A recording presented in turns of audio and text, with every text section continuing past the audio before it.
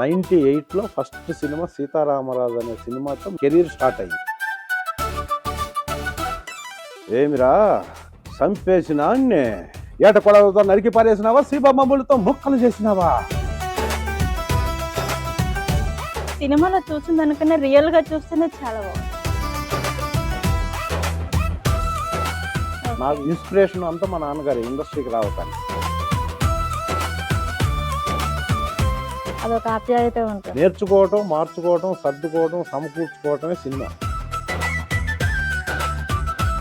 Sir challenge చేసి వచ్చా దీనిలో కనపడేంత వరకు నేను మళ్ళీ ఊర్లో కనపడను. మీకు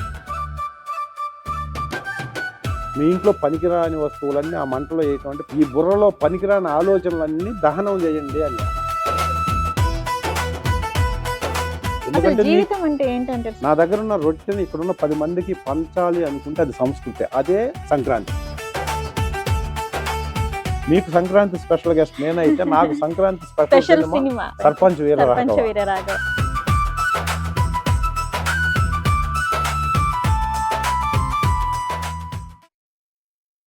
నమస్తే, వెల్కమ్ టు సివిఆర్ న్యూస్. ముందుగా సివిఆర్ న్యూస్ ప్రేక్షకులకు సంక్రాంతి శుభాకాంక్షలు. సంక్రాంతి అంటే అందరికీ గుర్తుకు వచ్చేది సంక్రాంతి ముగ్గులు, గొబ్బెమ్మలు, భోగి మంటలు. బట్ ఈరోజు సంక్రాంతి స్పెషల్గా మనతో పాటు ఉన్నారు ఒక స్పెషల్ యాక్టర్. తను విలన్గా చేశారు. అలాగే ఏంటంటే తను విలన్గా చేసేటప్పుడు అందులో కూడా ఒక కామెడీ అనేది ఉంటుంది.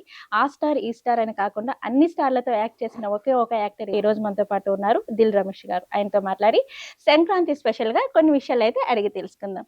సార్ నమస్తే. సార్ నమస్తే అమ్మా. ఎలా ఉన్నారు సార్? చాలా బాగున్నాను. Okay sir, first of all అయితే మీకు భోగి, సంక్రాంతి, కనుమ శుభాకాంక్షలు. Thank you. ఓకే. లోక సమస్త సర్వేజన సుఖినో భవంతు.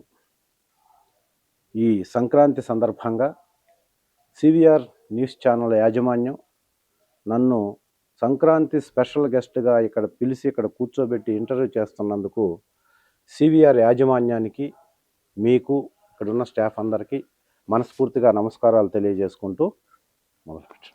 ఓకే సార్, మిమ్మల్ని విలన్ క్యారెక్టర్లో చూసి ఒక్కసారిగా ఈ గెటప్లో చూసేసరికి కొంచెం కొత్తగా అనిపిస్తుంది. ఏంటి స్పెషల్ ఏంటి? ఏం లేదమ్మా, గ్రామసీమలే దేశానికి పట్టుగొమ్మ అన్న గాంధీ మహాత్ముడు ఓకే సిద్ధాంతాన్ని నమ్మి ఎంతోమంది ఎన్నో రకాలైన ప్రయత్నాలు చేసి భారతదేశాన్ని అన్నపూర్ణగా తీర్చిదిద్దారు. దాంట్లో స్పెషల్గా ఆంధ్రదేశాన్ని అన్నపూర్ణ అని అందరికీ తెలుసు. భారతదేశం మొత్తంలో ఏ రాష్ట్రానికి రాని ఒక అద్భుతమైనటువంటి పేరు ఆంధ్ర రాష్ట్రానికి ఉండింది. అఫ్ కోర్స్ ఇప్పుడు తెలంగాణ, ఆంధ్ర 2 రాష్ట్రాల్లో ఉన్న తెలుగు ప్రజలందరికీ సంక్రాంతి చాలా స్పెషల్. సో ఆ సంక్రాంతి స్పెషల్గా కనపడాలని సంక్రాంతి స్పెషల్ ఇంటర్వ్యూ అని పేరు పెట్టారు కాబట్టి స్పెషల్గా సంక్రాంతికి మనం ఎలా ఉండాలి, మన సంస్కృతి సాంప్రదాయాలు ఎలా ఉండాలి అనే ఉద్దేశంతో సంక్రాంతికి ఇలా ఉండేవాళ్ళం. మేము సంక్రాంతి జరుపుకునేటప్పుడు అంటే ఒక 20 years బ్యాక్కి వెళ్తే సంక్రాంతి అనేది అద్భుతమైన పండగ తెలుగు ప్రజలకి. సో అలాంటి పండగలో ఇలాంటి ట్రెడిషన్ పంచ, ధోతి, లాల్చి, లేకపోతే వైట్ కలరు, లేకపోతే బిస్కెట్ కలరు ఈ టైప్లో ఉండాలి అనేది సాంప్రదాయం. అన్ని పట్టు వస్త్రాలు. సో ఇప్పుడు మనం పెళ్లిళ్ళకు కూడా పట్టు వస్త్రాలు తగ్గిపోయాయి. అంటే పెళ్లిళ్ళకి తప్పించి నార్మల్ గా మీరు అన్నట్టు ఇలా ఫెస్టివల్ టైంలో ఎక్కడ వాడట్లేదు. అంటే ఇప్పుడు ట్రెండ్, అసలు ఇప్పుడు ట్రెడిషన్, ఇప్పుడు ట్రెండ్, ఇప్పుడు యూత్ కి అసలు ఈ ఫెస్టివల్ ఇంపార్టెన్స్ కానీ అలా ఫీల్ అవ్వాలన్నా అది పోయి మళ్ళీ పల్లెటూరులో ఇప్పుడు ఇలాంటి సాంప్రదాయం ఒకటి ఉంది. మళ్ళీ మనం పల్లెటూరులకు వెళ్ళాలి, పల్లెటూరులో ఉన్న వాతావరణాన్ని, పల్లెటూరులో ఉన్న కల్చర్ని తెలుసుకోవాలని ఇప్పుడు మళ్ళా చాలా అగ్రెసివ్గా ప్రయత్నం చేస్తున్నారు. ఎందుకంటే సిటీ లైఫ్ బోర్ కొట్టి. అందుకని సంక్రాంతి స్పెషల్గా ఇంటర్వ్యూలో సంక్రాంతి స్పెషల్గా ఇలాంటి వస్తే ఒక మొనాటని పోయి ఒక డిఫరెంట్గా ఒక కల్చర్ని జనాలకు మళ్ళీ మీ ఛానల్ ద్వారా పరిచయం చేసిన వాళ్ళం అవుతామనే ఉద్దేశంతో ఇలా వచ్చాను, అంతే, ఇంకేం లేదు. ఓకే సార్, సంక్రాంతి స్పెషల్ గా మనం ఇంకొన్ని విషయాలు మాట్లాడుకున్న ముందు అయితే ఫస్ట్ ఆఫ్ ఆల్ మీ మూవీస్లలో నుంచి ఏదైనా ఒక డైలాగ్ తో స్టార్ట్ చేయాలి అనుకుంటున్నా. డైలాగ్స్ అంటే చాలా ఉన్నాయి, సెంటిమెంట్, ఎమోషన్. నేను ఇప్పుడు 98లో మొదటి సినిమా స్టార్ట్. పవర్ఫుల్ డైలాగ్ కావాలి సార్. పవర్ఫుల్ డైలాగ్ అంటే నేను యాక్చువల్గా దిల్ సినిమాలో దిల్ రమేష్ అనే పేరు వచ్చింది, అందరికి తెలుసు. అది దిల్ సినిమా చేయకముందు నేను 49 సినిమాలు చేసి 50వ సినిమాగా దిల్ సినిమాలో యాక్ట్ చేశాను నేను. ఓకే. అంటే 49 సినిమాలు చేసిన తర్వాత 50వ సినిమాగా 'దిల్'. దిల్ చేశాను. ఓకే. అంటే మీ ఫస్ట్ మూవీ 'దిల్' కాదా? కాదు. ఓకే. దిల్‌కి ముందు నేను చాలా హిట్ సినిమాల్లో చాలా మంది డైరెక్టర్లు నాకు మంచి క్యారెక్టర్లు ఇచ్చారు. మంచి క్యారెక్టర్లు చేశాను. వాటిల్లో గుణశేఖర్ గారు చేసిన 'ఒక్కడు' ఉంది. ఆ! తేజ గారు చేసిన 'నువ్వు నేను' ఉంది. ఓకే. అలా చాలా మంది డైరెక్టర్లు చేసిన చాలా సినిమాల్లో మంచి క్యారెక్టర్లు చేయటం మూలాన ఆ కెరీర్ అలా బిల్డప్ అయ్యి 'దిల్' సినిమాలో అవకాశం వచ్చింది. ఓకే. కాబట్టి 'దిల్' కంటే ముందు నాకు అవకాశాలు ఇచ్చిన ప్రతి డైరెక్టర్‌కి నేను సివిఆర్ ఛానల్ తరఫున కృతజ్ఞతలు తెలియజేసుకుంటూ, 'దిల్' సినిమాలో అవకాశం వచ్చేటప్పుడు నన్ను ఒక ఆడిషన్ చేశారు. హ్మ్. ఆ సినిమాలో ఒక ఆడిషన్ చేస్తే, ఆ ఆడిషన్‌లో నేను చెప్పిన డైలాగ్ నచ్చి హ్మ్. 'దిల్' సినిమాలో నాకు క్యారెక్టర్ ఇచ్చారు వినాయక్ గారు. ఓకే. ఏ డైలాగ్స్ సో, చెప్పారు అక్కడ సార్ అక్కడ? పుల్లారావు గారు అని ఒక కో డైరెక్టర్ పిలిచి ఒక ఆడిషన్ చేయి, చాలా పవర్‌ఫుల్‌గా ఉండాలి. దీంట్లో ఒక అద్భుతమైన క్యారెక్టర్ ఉందని చెప్తే, నేను అప్పటికి నేర్చుకున్న ఒక డైలాగ్‌ని చెప్పాను. సినిమాల్లో అంటే మీరు అడిగినట్టు 'మిర్చి' దగ్గర నుంచి, 'యాత్ర' నుంచి, ఆహ్, 'లక్ష్మీనరసింహ' దగ్గర నుంచి అందరి సినిమాల్లో మంచి మంచి డైలాగ్స్ హ్మ్. ఉన్నాయి. కానీ నాకు అసలు అవకాశం 'దిల్‌లో' రావడానికి అవకాశం వచ్చిన డైలాగ్ ఒకటి ఇప్పుడు మీరు చెప్పమంటున్నారు కాబట్టి చెప్తా. ఓకే. కొద్దిగా లెంతీగా ఉంటదది. Okay sir. పర్వాలేదు. ఆ డైలాగ్ ఏంటంటే, "ఏమిరా సంపేసినాన్నే, ఎట్టా చంపినావురా వాడిని? ఏట కొడవలతో నరికి పారేసినావా? సీబమ్మములతో ముక్కలు చేసినావా? యాడుండాదిరా నీ శవము? జీబులోనా? తెచ్చిన ముందర పడేయండిరా, ఆని శవం గొంతు కొరికైనా నా కసి తీర్చుకుంటా. ఏమిరా మాట్లాడరు? నీ శవం ముక్కలు ముక్కలైపోనాదా? తీసుకురా నీకి చిన్న ముక్కైనా మిగల్లేదా? రే, అర్ధరేతి నుండి సూర్యుడు ఎప్పుడు వస్తాడా, నా కొడుకులు జీబులు ఎన్నడూ కానొస్తాయా అని దినాము మేడ మీద కూర్చుని ఆశతో ఎదురు చూస్తుండారా? వాడిని చంపి ఆని నెత్తురుతో తడిసిన చేతులతో వస్తారనుకున్న ఒట్టి చేతులతో వచ్చినారేమిరా? ఏయ్, రెండిటికే మీ నాయనలు మిమ్మల్ని నా ఇంటికి కోడళ్ళగా ఎందుకు పంపించినారో తెలుసునా? నా నాయన్ని అసెంబ్లీలో అంగి పట్టినోడిని స్పీకర్ చూస్తుండగానే చెయ్యి నరికిన శబాష్! ఆడబిడ్డలు పోతే సీమలో ఇంత ప్రౌఢం ఉన్న ఇంటికే కోడళ్ళగా పోవాలని మీ నాయనలు మిమ్మల్ని నా ఇంటికి కోడళ్ళగా పంపించినారే. ఈ పొద్దు మీ మొగుళ్ళు, అదే నా కొడుకులు, మేము మగాళ్ళం కాదో లంగాగాళ్ళం అని నిరూపించుకున్నారే. ఇంకా ఎందుకు మీ మెడల్లో తాలిబొట్లు తెంచండి. ఏయ్, చెప్పండిరా, మీ చేతుల్లో సేవ చచ్చిపోతే, మీకు మగతనం లేకపోతే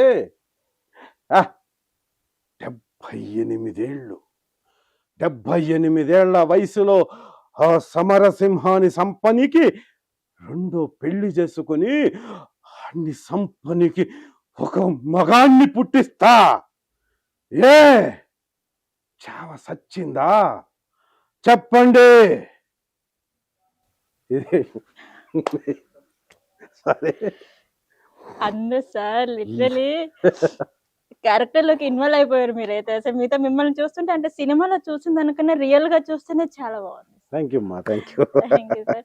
సార్ రాయలసీమ స్లాంగ్ అనేది ఇంత బాగా చెప్పారు కదా డైలాగ్ అనేది. మీరు ఎక్కడ సార్ అసలు ప్రాపర్ కెరియర్ ఎలా స్టార్ట్ అయింది? ఏంటి? ఎస్, నాది యాక్చువల్గా ఇప్పుడు ఏపీలో ఉన్న ప్రకాశం డిస్ట్రిక్ట్లో కందుకూరు అని ఒక మున్సిపాలిటీ అమ్మ. కందుకూరు. కందుకూరు. ఓకే. నా బ్రాటప్ అంతా అక్కడే, నా హ్మ్. ఎడ్యుకేషన్ అంతా అక్కడే. నేను అక్కడ డిగ్రీ వరకు చేసి ఓకే. ఆంధ్ర యూనివర్సిటీలో ఎంఏ చేసి, మళ్ళీ ప్రకాశం జిల్లాలో 2 చోట్ల బీఈడి ఎంఈడి చేసి, హ్మ్. నేను కందుకూరులో నేను చదివిన కాలేజీలోని ఎకనామిక్స్ లెక్చరర్గా పనిచేస్తూ ఒక స్కూల్ స్టార్ట్ చేసి 7 ఇయర్స్ ఆ స్కూల్ కరస్పాండెంట్ కమ్ ప్రిన్సిపాల్గా Krishna Chaitanya residential school run చేసి, వీటన్నిటికంటే అంటే ఈ మినిమం రికగ్నైజేషను కాదు, ఈ మినిమం రికగ్నైజేషన్ కాదు నాకు కావాల్సింది, మ్యాక్సిమం రికగ్నేషన్ కావాలి అంటే ఏం చేయాలి అంటున్నప్పుడు నాకు మొదటి నుంచి ఈ సినిమాల మీద కొంచెం ఎక్కువ ఇంట్రెస్ట్ ఉండేది. ఇంట్రెస్ట్. అంటే ఇంట్రెస్ట్ చిన్నప్పటి నుంచి ఉందా సార్ మూవీస్ చిన్నప్పటి అంటే? నుంచి అంటే యాక్చువల్గా ఇంటర్ అప్పటి నుంచి ఉండేది నాకు యాంబిషన్. ఓకే.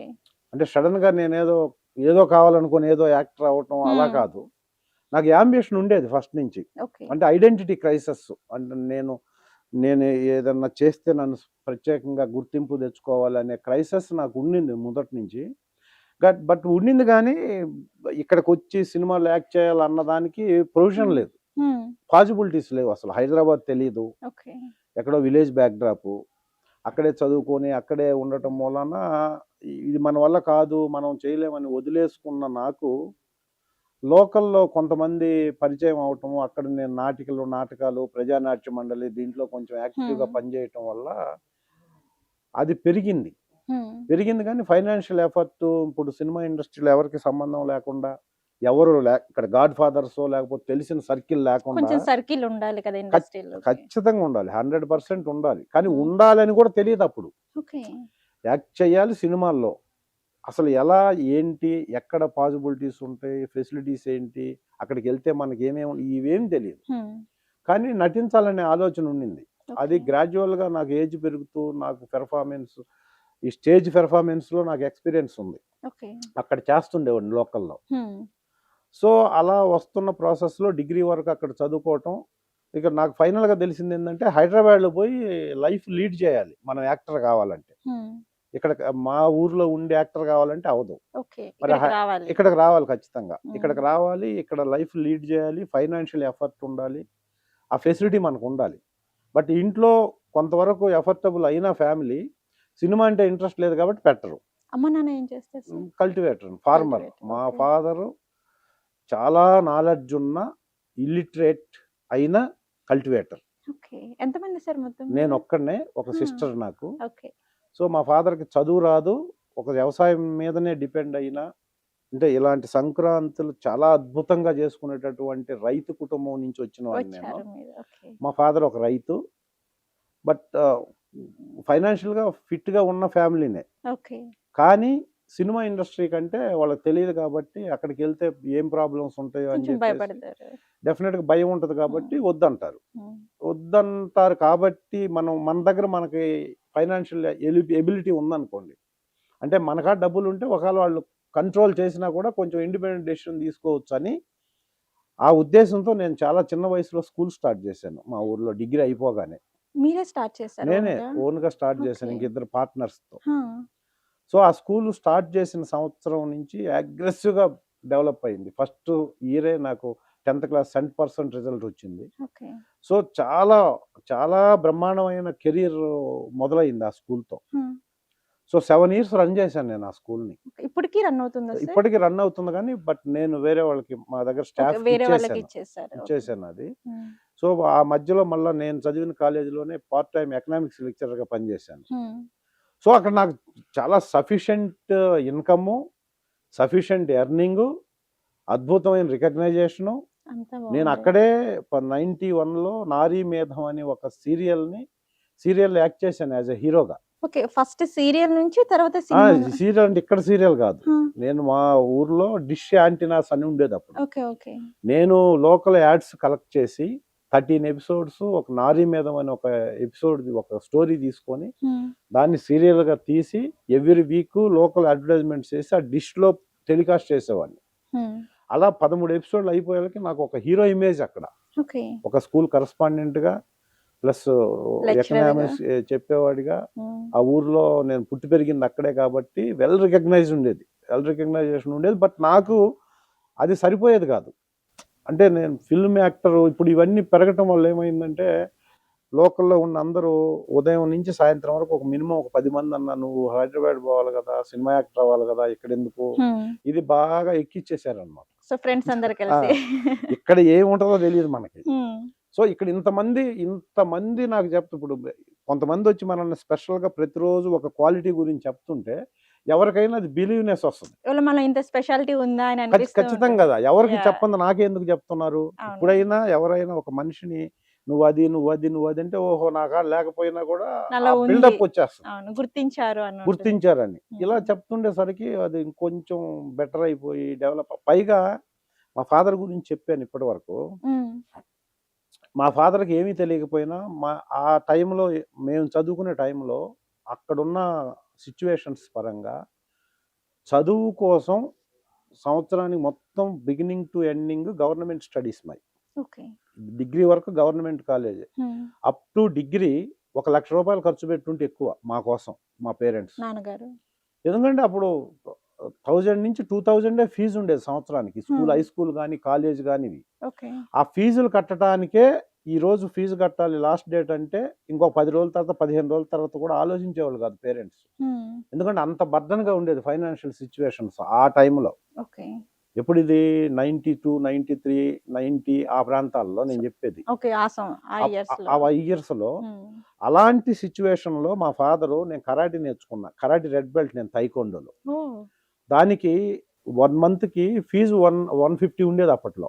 ఎందుకంటే కరాటే మాస్టర్స్ ఎక్కడ ఉండేవాళ్ళు కదా, ఎక్కడో డిస్ట్రిక్ట్ హెడ్ క్వార్టర్ నుంచి వీక్లీ 2 times మా ఊరు వచ్చేవాళ్ళు. అప్పట్లో చాలా కష్టం. అసలు ఈ ఫెసిలిటీస్ లేవు. మేమంతా యంగ్స్టర్స్, యంగ్ వాళ్ళంతా ఒక 10 మంది అయ్యి మేము ఇంత ఇస్తాం రమ్ముంటే 1500 నెలకు వస్తుంది. ఎక్కడి నుంచి వచ్చేవాళ్ళు మాస్టర్లు. అలా దానికి 150 రూపీస్, దానికి డ్రెస్సులు, షూలు అడిగితే ఎందుకు కరాటే మనకి పేరెంట్స్ ఎవరు సపోర్ట్ చేయరు. ఎడ్యుకేషన్కే సపోర్ట్ చేసే పరిస్థితి ఉండేది కాదు. ఒక్కరోజు కాలేజీకి వెళ్ళకపోతే పొలం రమ్మునేవాళ్ళు. పొలం వస్తే ఒక రోజన్నా ఒక కూలి తగ్గిపోతాడు, పొలం పని చేస్తారు వీళ్ళు అని. అలాంటి సిచ్యువేషన్ మాకు ఉన్నప్పుడు మా ఫాదరు, నేను కరాటేకి డబ్బులు అడిగితే ఇచ్చేవాళ్ళు, కరాటే డ్రెస్కి డబ్బులు అడిగితే ఇచ్చేవాళ్ళు. నేను అప్పట్లో బ్రేక్ డ్యాన్స్ నేర్చుకున్నాను 35 kilometers సైకిల్ మీద వెళ్ళి, వీక్లీ 2 times. తర్వాత జిమ్ చేసేవాడిని, ఓపెన్ జిమ్. వీటన్నిటికీ నేను డబ్బులు అడిగినప్పుడు ఎప్పుడు ఎందుకు ఈ డబ్బులు, ఇదంతా వేస్ట్ కదా అని అనకుండా తను ఇబ్బంది పడతా కూడా నాకు ఇచ్చి, ఇవన్నీ నేను నేర్చుకోవటం వల్ల నాలో ఈ ఫీల్ డెవలప్ అయింది. అంటే ఇవన్నీ ఎందుకు నేర్చుకున్నాను, ఇవన్నీ నేర్చుకొని నేను ఇక్కడ కల్చరల్లో చేస్తున్నందువల్ల కదా ఈ సరౌండింగ్స్ ఉన్న వాళ్ళందరూ నువ్వు సినిమా యాక్టర్ అవ్వాలి, నువ్వు వెళ్ళాలి అని చెప్తుంది. కాబట్టి నాకు ఇవన్నీ అడిషనల్ గా నేను నేర్చుకున్నది కూడా దీనికోసమే కదా. కాబట్టి ఎట్టి పరిస్థితుల్లో కందుకూరులో ఉండకూడదు, హైదరాబాద్కి వెళ్ళాలి అంటే వాళ్ళు అనుకుంటున్న దానికోసమన్నా మనం ప్రయత్నం చేయాలి కదా. సో ఇది డెవలప్ అయింది అలా. అది ఇంటర్నల్ గా నాకు డెవలప్ చేయటానికి, అది డెవలప్ అవడానికి మా నాన్నగారి కారణం కాబట్టి నాకు ఫస్ట్ హీరో, నాకు ఇంప్రెషన్, ఇన్స్పిరేషన్ అంతా మా నాన్నగారి ఇండస్ట్రీకి రావటానికి. కానీ తనకు తెలియదు ఇదంతా. అలా నాది ఆ సీక్వెన్స్ డెవలప్ అయింది దానివల్ల. సో అందువల్ల నేను అక్కడి నుంచి అవన్నీ వదిలేసి హైదరాబాద్ వచ్చాను యాక్ట్ చేయాలి అని. అలా కెరీర్ స్టార్ట్ అయింది. సార్ ఆల్రెడీ కందుకూరు నుంచి హైదరాబాద్కి వచ్చేసారు. సో ఇండస్ట్రీలో ఎలా అయినా అడుగు పెట్టాలి అన్న ఒక థాట్తో అయితే వచ్చేసారు కాబట్టి, సో మరి ఇక్కడ హైదరాబాద్కి వచ్చిన తర్వాత సో ప్రాబ్లమ్స్ అనేవి ఎలా ఫేస్ చేశారు? మీకు ఏమైనా స్ట్రగుల్స్ ఎదురయ్యాయి అంటారు? అన్ని స్ట్రగుల్స్ వచ్చాక తెలిసింది అది. ఎన్ని ఇయర్స్ స్ట్రగుల్స్ ఫేస్ చేశారు? అంటే నేను ఎడ్యుకేషన్ అక్కడ రైట్ రాయల్ గా ఉన్న నా ప్రొఫెషన్ లో రైట్ రాయల్ గా ఉండి నేను అమేజింగ్ లైఫ్ లీడ్ చేస్తూ ఐడెంటిటీ దీనివల్ల, అంటే నేను సినిమాలు యాక్ట్ చేయాలనే ఉద్దేశంతో హైదరాబాద్ వచ్చేసాను. అది వదిలేసి వచ్చాను. నేను చేసింది ఇక్కడ ఒక చిన్నది ఏంటి అంటే టీచింగ్ ఫీల్డ్ అనేది ఒక ప్రొఫెషన్. సో అదేంటంటే చాలా మందికి ఒక రెస్పెక్ట్ ఉంటుంది టీచింగ్ ఫీల్డ్ అనేది కాబట్టి. సో అందులోనే మీరు లెక్చరర్ గా చేశారు అండ్ ఒక స్కూల్ కూడా స్టార్ట్ చేశారు కాబట్టి, సో అవన్నీ వదిలేసి రావడానికి మీకు కొంచెం బాధ అనిపించలేదా? లైక్ ఫాదర్ వాళ్ళంతా ఎలా సపోర్ట్ చేస్తారు? బాధ ఉంది, ఎందుకంటే అది నాకు మోర్ దాన్ రెస్పెక్ట్ అనమాట. నా ఏజ్ కి లేని రెస్పెక్ట్ ఉండేది అప్పుడు. అప్పుడే నేను 91లోనే బుల్లెట్ ఉండేది నాకు. అక్కడ మా ఎస్ఐకి ఒక బుల్లెట్ ఉండేది పోలీస్ డిపార్ట్మెంట్లో, మిగతాది నాకు ఒక్కడికి ఉండేది. అది దాని మీద తిరుగుతున్నా నాకున్న రెస్పెక్ట్ చాలా ఎక్కువ. కాకపోతే వాటన్నిటికంటే నటుడు అవ్వాలి, సినిమాలు యాక్ట్ చేయాలనేది ఇంకా ఎక్కువ ఉండేది నాకు. స్క్రీన్ మీద కనిపించాలి ఖచ్చితంగా. సో అందువల్ల నాకు ఫైనాన్షియల్ ఇండిపెండెన్స్ వచ్చింది అప్పటికి. నా స్కూల్ తీసేస్తే నాకు కొంత అమౌంట్ వస్తుంది, ఆ అమౌంట్ తీసుకొని ఒక హైదరాబాద్లో 2-3 years లైఫ్ లీడ్ చేసి నేను యాక్టర్ అవ్వాలి అనేది నా యాంబిషన్. అందువల్ల అది వచ్చింది కాబట్టి ఇంక టైం వేస్ట్ అవుతుంది, అప్పటికే లేట్ అయిపోయిందని చెప్పేసి 97, 96లో డెసిషన్ తీసుకున్నాను నేను, వెళ్ళిపోవాలి హైదరాబాద్ అని. అఫ్ కోర్స్ ఇక్కడ గ్రేట్ థింగ్ ఏంటంటే అసలు హైదరాబాద్లో అన్నపూర్ణ స్టూడియో కూడా తెలియదు నాకు ఎక్కడుందో. అదే ఆ ఇన్నోసెన్సీ అప్పుడు, ఇప్పుడు తలుచుకుంటే అది అమాయకత్వం అంతే. జస్ట్ ప్రేమ, సినిమా మీద ఉన్న ఇంట్రెస్ట్, సినిమా మీద ఉన్న పిచ్చి ఒక రకంగా తీసుకొచ్చేసింది. అది కూడా నేను మళ్ళీ ప్రతిసారి అప్ అండ్ డౌన్ ట్రావెల్ చేయాలనుకోకుండా నేను అది డిస్పోజల్ అంటే తీసేయాలి పూర్తిగా. అసలు అది మైండ్లో ఉండకూడదు, నాది స్కూలు నాకుంది అనేది లేకుండా సెటిల్ చేసి నేను వేరే వాళ్ళకి ఇచ్చేసి, ఇంకా నేను మళ్ళీ మీకు కనపడేది మా ఊర్లో 5 థియేటర్స్ ఉండేది. ఈ 5 థియేటర్స్లో ఎక్కడో ఒక చోట కనపడతాను నేను. మళ్ళీ నేను డైరెక్ట్గా మీకు కనపడని ఛాలెంజ్ చేసి వచ్చాను. సార్ ఛాలెంజ్ చేసి ఆ, వచ్చారా మా ఊరు? ఫ్రెండ్స్ అందరికి వెళ్ళిపోతున్నాను హైదరాబాద్కి, ఆ, మళ్ళా నన్ను చూడాలంటే మీరు స్క్రీన్లో చూడండి, స్క్రీన్లో కనపడేంత వరకు నేను మళ్ళీ ఊర్లో కనపడను మీకు అని చెప్పి. అంటే ఈజీ అనుకున్నాను ఇక్కడికి వస్తే, ఆ, అక్కడ ఇంతమంది అలా అంటున్నారు కదా, హైదరాబాద్ వెళ్ళి ఎక్కడో ఒక చోట సినిమా షూటింగ్ దగ్గర నేను నిలబడితే నన్ను బలవంతంగా తీసుకెళ్ళిపోయి యాక్ట్ చేపిస్తారన్న ఫీల్ నాకు అప్పుడు. ఓకే. తర్వాత వచ్చేసాం హైదరాబాద్కి. ఉమ్, అలా వచ్చి 2 days ట్రై చేశాను నేను. ఓన్లీ 2 days మాత్రమే సినిమాలో యాక్టర్ అవ్వాలని ట్రై చేశాను. ఒకటి అన్నపూర్ణ స్టూడియో, ఒకటి ఫిల్మ్ ఛాంబర్. ఈ రెండే. ఈ 2 చోట్ల. ఓకే. అన్నపూర్ణ స్టూడియోకి నేను వెళ్తే ఉదయం 10 గంటలకి కనుక్కొని, అడ్రస్ కనుక్కొని, ఈ బైక్ మీద ఒక ఎల్ఎంఎల్ స్కూటర్ కొని హైదరాబాద్కి వచ్చి, ఎందుకంటే బైకులు నడపడం రాదు, హైదరాబాద్ హెవీ ట్రాఫిక్. ఇక్కడ తెలిసిన వాళ్ళు ఎవరైనా ఎవరు ఉన్నారా లేరు, అంటే తెలిసిన వాళ్ళు ఉన్నారు, బట్ ఫిల్మ్ ఇండస్ట్రీలో ఎవరు లేరు. ఓకే, ఇండస్ట్రీలో అసలు తెలిసిన ఫిల్మ్ వాళ్ళు. ఇండస్ట్రీలో ఎవరు లేరు. ఫిల్మ్ ఇండస్ట్రీ అని చెప్తే కూడా అవమానం. ఏం తెలుసు అని వచ్చావు ఇక్కడికి, ఎవరు నీకు ఇస్తారని అంటారు కదా. ఉమ్, ఉమ్, ప్లస్ అసలు ఎక్కడ ఆపర్చునిటీస్ తెలియదు. ఎవరో చెప్పారు అన్నపూర్ణ స్టూడియో కాడ షూటింగ్స్ జరుగుతున్నాయి అంటే, నేను అన్నపూర్ణ స్టూడియోకి అతి కష్టంగా అడ్రస్ కనుక్కొని, పంజాగుట్ట నుంచి నేను అక్కడ దిల్సుఖ్నగర్లో ఉండేవాడిని అప్పుడు. బాబోయ్. దిల్సుఖ్నగర్ కొత్తపేటని అక్కడ స్టే చేసి మా రిలేటివ్స్ ఉన్నారని అక్కడి నుంచి అన్నపూర్ణ స్టూడియో ఎక్కడుందో కనుక్కొని నేను వచ్చి అన్నపూర్ణ స్టూడియో దగ్గర నిలబడితే, ఉమ్, అన్నపూర్ణ స్టూడియో గేట్ సెక్యూరిటీని దాటి నేను గేట్ లోపలికి సాయంత్రం 5 గంటల వరకు వెళ్ళలేకపోయాను. ఎందుకు సార్? పంపలేదు ఎవరు, ఓకే. సెక్యూరిటీ వాళ్ళు పంపలేదు లోపలికి. ఉమ్, నా ముందు నడిచెళ్ళే వాళ్ళు కూడా, సినిమా ఇండస్ట్రీ లైట్ బాయ్స్ వీళ్ళందరూ పరిచయం ఉంటుంది కాబట్టి నడిచెళ్ళే వాళ్ళని కూడా పంపిస్తుంటే నేను ఒక్కడిని అక్కడ ఆగిపోయాను. ఉమ్, సో సాయంత్రం 5 గంటలకు రియలైజ్ అయ్యాను, అన్నపూర్ణ గేట్ లోపలికే వెళ్ళలేను మనం, యాక్టర్ ఎలా అవుతాం. ఓకే. సో రాంగ్ స్టెప్ వేసేసామని అర్థమైపోయింది నాకు. ఉమ్, అది ఎప్పుడు నేను వచ్చిన 3 నెలల తర్వాత ట్రై చేశాను. నేను ఓకే. సెటిల్ అయిపోయి మంచి హౌస్ రెంట్కి తీసుకొని, మంచి ఫర్నిచరు, మంచి స్కూటర్ ఒకటి ఉండాలి, రిచ్గా ఉండాలి అనేసి డబ్బులన్నీ ఖర్చు పెట్టి తెచ్చిన డబ్బులు, అంటే యాక్టర్ అయిపోతున్నా ఉన్న ఫీలే, అది ఎవడిస్తాడో తెలియదు. ఓకే. సో అన్నపూర్ణ స్టూడియోకి వచ్చినప్పుడు అర్థమైపోయింది నాకు. అంటారు కదా సార్, పాజిటివ్ థింకింగ్ ఉండాలి ఫస్ట్ ఆఫ్ ఆల్ అని చెప్పేసి. పాజిటివ్, ఇంకెక్కడ పాజిటివ్ అయిపోయింది ఆ రోజు సాయంత్రానికి. అయిపోయింది, మనం ఇంక కష్టం ఇక్కడ అని చెప్పేసి మళ్ళా బాధపడతా ఇంటికి వెళ్ళి, అక్కడ ఎవరో చెప్పారు, ఇక్కడ కాదండి ఫిల్మ్ ఛాంబర్ అని ఉంటుంది ఫిల్మ్ నగర్లో, ఫిల్మ్ ఛాంబర్ దగ్గర మీరు వెళ్ళి ట్రై చేస్తే మీకు అక్కడ ఏదన్నా డైరెక్టర్స్ వాళ్ళు వస్తుంటారు, ఇక్కడ ఎవరు రారు, ఎక్కడో లోపల షూటింగ్స్ జరుగుతుంటాయి అని. ఓకే, నెక్స్ట్ డే మళ్ళీ ఇక్కడే అడ్రస్ కనుక్కొని మళ్ళీ అదే రూట్లో వచ్చి అదే అన్నపూర్ణ స్టూడియో మీద నుంచి నెక్స్ట్ డే ఛాంబర్కి వెళ్ళాను. ఛాంబర్కి వెళ్ళి చూస్తుంటే నాకు ఫస్ట్ టైము హైదరాబాద్లో నేను చూసిన ఒక యాక్టరు చంద్రమౌళి గారని ఒక అతను చనిపోయాడు మొన్న ఈ మధ్య 2 years అయింది, పెద్ద ఆయన. ఆయన చూశాను నేను ఫస్ట్. నాకు నేను ఊర్లో ఉన్నప్పుడు ఆయన కూడా పెద్ద యాక్టర్ నా దృష్టిలో, ఆయన కూడా రికగ్నైజ్డ్ క్యారెక్టర్ చేస్తున్నాడు, ఆయన హైదరాబాద్లో కారులో తిరుగుతుంటాడని నా యాంబిషన్, నా ఫీల్ అనమాట, ఆలోచన. అతను ఒక చిన్న లోనా అనే ఒక బండి, ఇప్పుడు లేదు అది, లోనా ఉండేది అప్పుడు, టీవీఎస్ 50 కంటే ముందు ఒకటి లోనా, ఆ బండి మీద వచ్చాడు ఫిల్మ్ ఛాంబర్కి. నాకు చూసి ఒకసారి ఫీజులు ఎగిరిపోయినాయి. ఇంకా ఏంటి ఈయన యాక్టరా, అసలు అతనైనా నేను చూసిన యాక్టర్ ఇతనా కాదా అని. అంటే అలా చూసి ఇలా చూడడం వల్ల మీకు చాలా డిఫరెంట్ అసలు ఇంకా అంటే నేను ఫీల్డ్ ఎందుకు వచ్చాను, సినిమా ఫీల్డ్ కి, గొప్ప నటుడు అయితే గొప్ప లగ్జరియస్ లైఫ్ ఉంటది, సినిమా యాక్టర్ కి అంత రెస్పెక్ట్ ఉంటది, వీళ్ళందరూ కారులో తిరుగుతుంటారు హైదరాబాద్ లో అన్న యాంబిషన్ కదా నాకు, అన్న ఫీల్ నాకు. అంటే సార్ మీ రోల్ మోడల్ ఎవరైనా ఉన్నారా, ఈయనలా నేను యాక్టర్ అవ్వాలి అని మీరు ఏమైనా అనుకున్నారా? ఆహా, అలా లేదు, అలా ఏం లేదు, యాక్టర్ అవ్వాలంతే. ఓకే. నాకు తెలిసిన యాక్టర్ కదా ఆయన, చాలా సినిమాల్లో చూశాను కదా, ఈ స్కూటర్ మీద ఆయన అడిగాను వెళ్ళి, ఏంటి సార్ ఈ బండి మీద మీరు వచ్చి, బండ బూతులు తిట్టాను, మాకు 250 రూపాయలు ఇస్తారా పర్ డే, 300 ఇస్తారు మహా అయితే, ఇంక ఇది నాకు ఇదన్నా ఉంది, చాలా మందికి ఇది కూడా లేదన్నాడు. సో అప్పుడు నేను అడిగితే ఆయన నన్ను తిట్టిన తర్వాత కూడా కూల్ అయ్యి, ఏంటి నువ్వేంటంటే, నేను ఇది సార్ అంటే, ఆయన చెప్పిన ఫస్ట్ మాట ఏంటంటే, ఇమ్మీడియట్గా నువ్వు ఊరు వెళ్ళిపో, ఇది చాలా కష్టమైన ఫీల్డ్, చాలా రాంగ్ స్టెప్ వేసావు నువ్వు, ఇక్కడ ఎదగటం అనేది ఇంపాసిబుల్, నీ వల్ల అసలు ఎవరి వల్ల కాదు ఇది, మేము కూడా ఏదో అనుకొని వచ్చి ఫ్యామిలీని లీడ్ చేయడం కష్టం ఉందని, సినిమాలో ఉన్న సినిమా లైఫ్ అంటారే, కృష్ణానగరే మామ కృష్ణానగరే, అది మొత్తం చూపించాడు అక్కడ ఆయన, జెన్యున్ గా చెప్పాడు నాకు, మీరు బాగుపడాలంటే ఇప్పుడైనా వెళ్ళి ఏదైనా చేసుకోండి, ఇది చాలా డేంజర్, చాలా కష్టం, ఇక్కడ మీరు ఇంత చదువుకొని ఇక్కడ చాలా మందికి ఏ క్వాలిఫికేషన్ లేని వాళ్ళకి మీరు కాళ్ళు మొక్కాలి, అయినా కూడా వస్తుందని చాలా ఇదిగా చెప్పేసారు నాకు. ఆ 2 రోజులు క్లియర్, ఇంకా యాక్టర్ అవ్వటం ఇంపాసిబుల్ అని. నేను రియలైజ్ అయ్యి 1 వీక్లోనే నేను ఈనాడులో మార్కెటింగ్ ఆఫీసర్గా జాయిన్ అయ్యాను.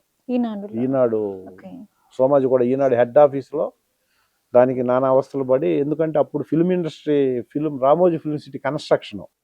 దీంట్లో జాయిన్ అయితే కనీసం అటు వెళ్ళొచ్చు, అంటే ఇటు నుంచి కాకుండా అటు నుంచి ఇంకంతే, ఇక సర్కిల్ కావాలి ఇక్కడ, మనకి ఎవరు తెలియకుండా మనం ఫిల్మ్ యాక్టర్ అవ్వలేమే రిలీజ్ అయ్యి వెంటనే నేను చేంజ్ చేసుకొని ఇంక ఇదంతా తీసేసి ఒక ఎంప్లాయీగా హైదరాబాద్ లో ఉండాలి. ఊరు వెళ్ళలేం, ఊర్లో చెప్పొచ్చాం కాబట్టి ఇంపాసిబుల్, ఇంకెళ్ళటం అనేది లేదు ఇక. అలా జాయిన్ అయ్యి అక్కడ విత్ ఇన్ 6 months అక్కడ చేసి, మళ్ళీ ఆ తర్వాత అక్కడ 6,000 శాలరీ, మంత్లీ 6,000. నేను 75,000 ఇచ్చేవాడిని స్టాఫ్ శాలరీలు ఊర్లో ఉన్నప్పుడు. సో ఇది అయినా మనం యాంబిషన్ మరి పడాలి కదా అని చెప్పేసి దాంట్లో జాయిన్ అయ్యి ఒక 6 months చేసి, ఎగైన్ ప్రసాద్ ల్యాబ్లో ఇప్పుడు మీ అందరికి తెలుసు నాగినేడి గారని మర్యాద రామన్న సినిమాలో విలన్ క్యారెక్టర్ చేశాడు ఆయన ప్రసాద్ ల్యాబ్కి ఎండి అప్పట్లో. సో వేరే దీంతో ఆయన దగ్గర మళ్ళీ 1,500K ఒక ల్యాబ్ మేనేజర్గా జాయిన్ అయ్యి అక్కడ 2.5 years చేసిన తర్వాత 98లో ఫస్ట్ సినిమా సీతారామరాజు అనే సినిమాతో మీరు అడిగిన నా కెరీర్ స్టార్ట్ అయింది. సీతారామరాజు నాగార్జున గారు, హరికృష్ణ, వైఎస్ చౌదరి గారి రెండో సినిమా అది. ఆయన నాకు ఆ సినిమాలో ల్యాబ్లో ఉన్న పరిచయాలతో స్టిల్ ఫోటోగ్రాఫర్ రాజా అని ఒక వ్యక్తి తీసుకెళ్ళి నన్ను ఆయన పరిచయం చేస్తే, ఆయన సీతారామరాజులో ఆడిషన్ చేసి ఐసై బాగున్నాయి ఇతను పనికొస్తాడని నాగార్జున హరికృష్ణ గారి ఇంట్లో 7 మందిలో నేను ఒకడిగా ఫస్ట్ సినిమాలో యాక్ట్ చేశా. అలా నా కెరీర్ ఈ కష్టాలన్నీ పడి హైదరాబాద్ వచ్చిన 3 years తర్వాత ఈ సర్కిల్ ఇంప్రూవ్ అవటం మూలాన నాకు ఆ సినిమాలో అవకాశం వచ్చింది. సో అక్కడి నుంచి ఇప్పటి వరకు 266వ సినిమాలో యాక్ట్ చేయబోతున్నాను. ఈ ఫిబ్రవరిలో స్టార్ట్ అవుతుంది. జస్ట్ మొన్న 25th ఓపెన్ అయింది. సర్పంచ్ వీర రాఘవ సినిమా పేరు. కాదు, ఆ సినిమా గురించి కొంచెం చెప్పాలి మీకు. ఇప్పుడు 266వ సినిమాగా ఆ సినిమా నేను చేస్తున్నాను. ఓపెన్ అయింది. అది హైందవి A1 మీడియా అనే బ్యానర్ లో మొదటి సినిమా. హైందవి అనే బ్యానర్ లో అది యానంలో స్టార్ట్ అయింది. దానికి డైరెక్టరు, ప్రొడ్యూసరు, కథ రాస్తున్న వ్యక్తి ఒకతనే. సినిమా ఇండస్ట్రీ గురించి తెలియదు తనకి. ఫస్ట్ టైం సినిమా చేస్తున్నాడు ప్రొడ్యూసర్ గా. తనే డైరెక్టర్, తనే రైటర్ కూడా కథకి.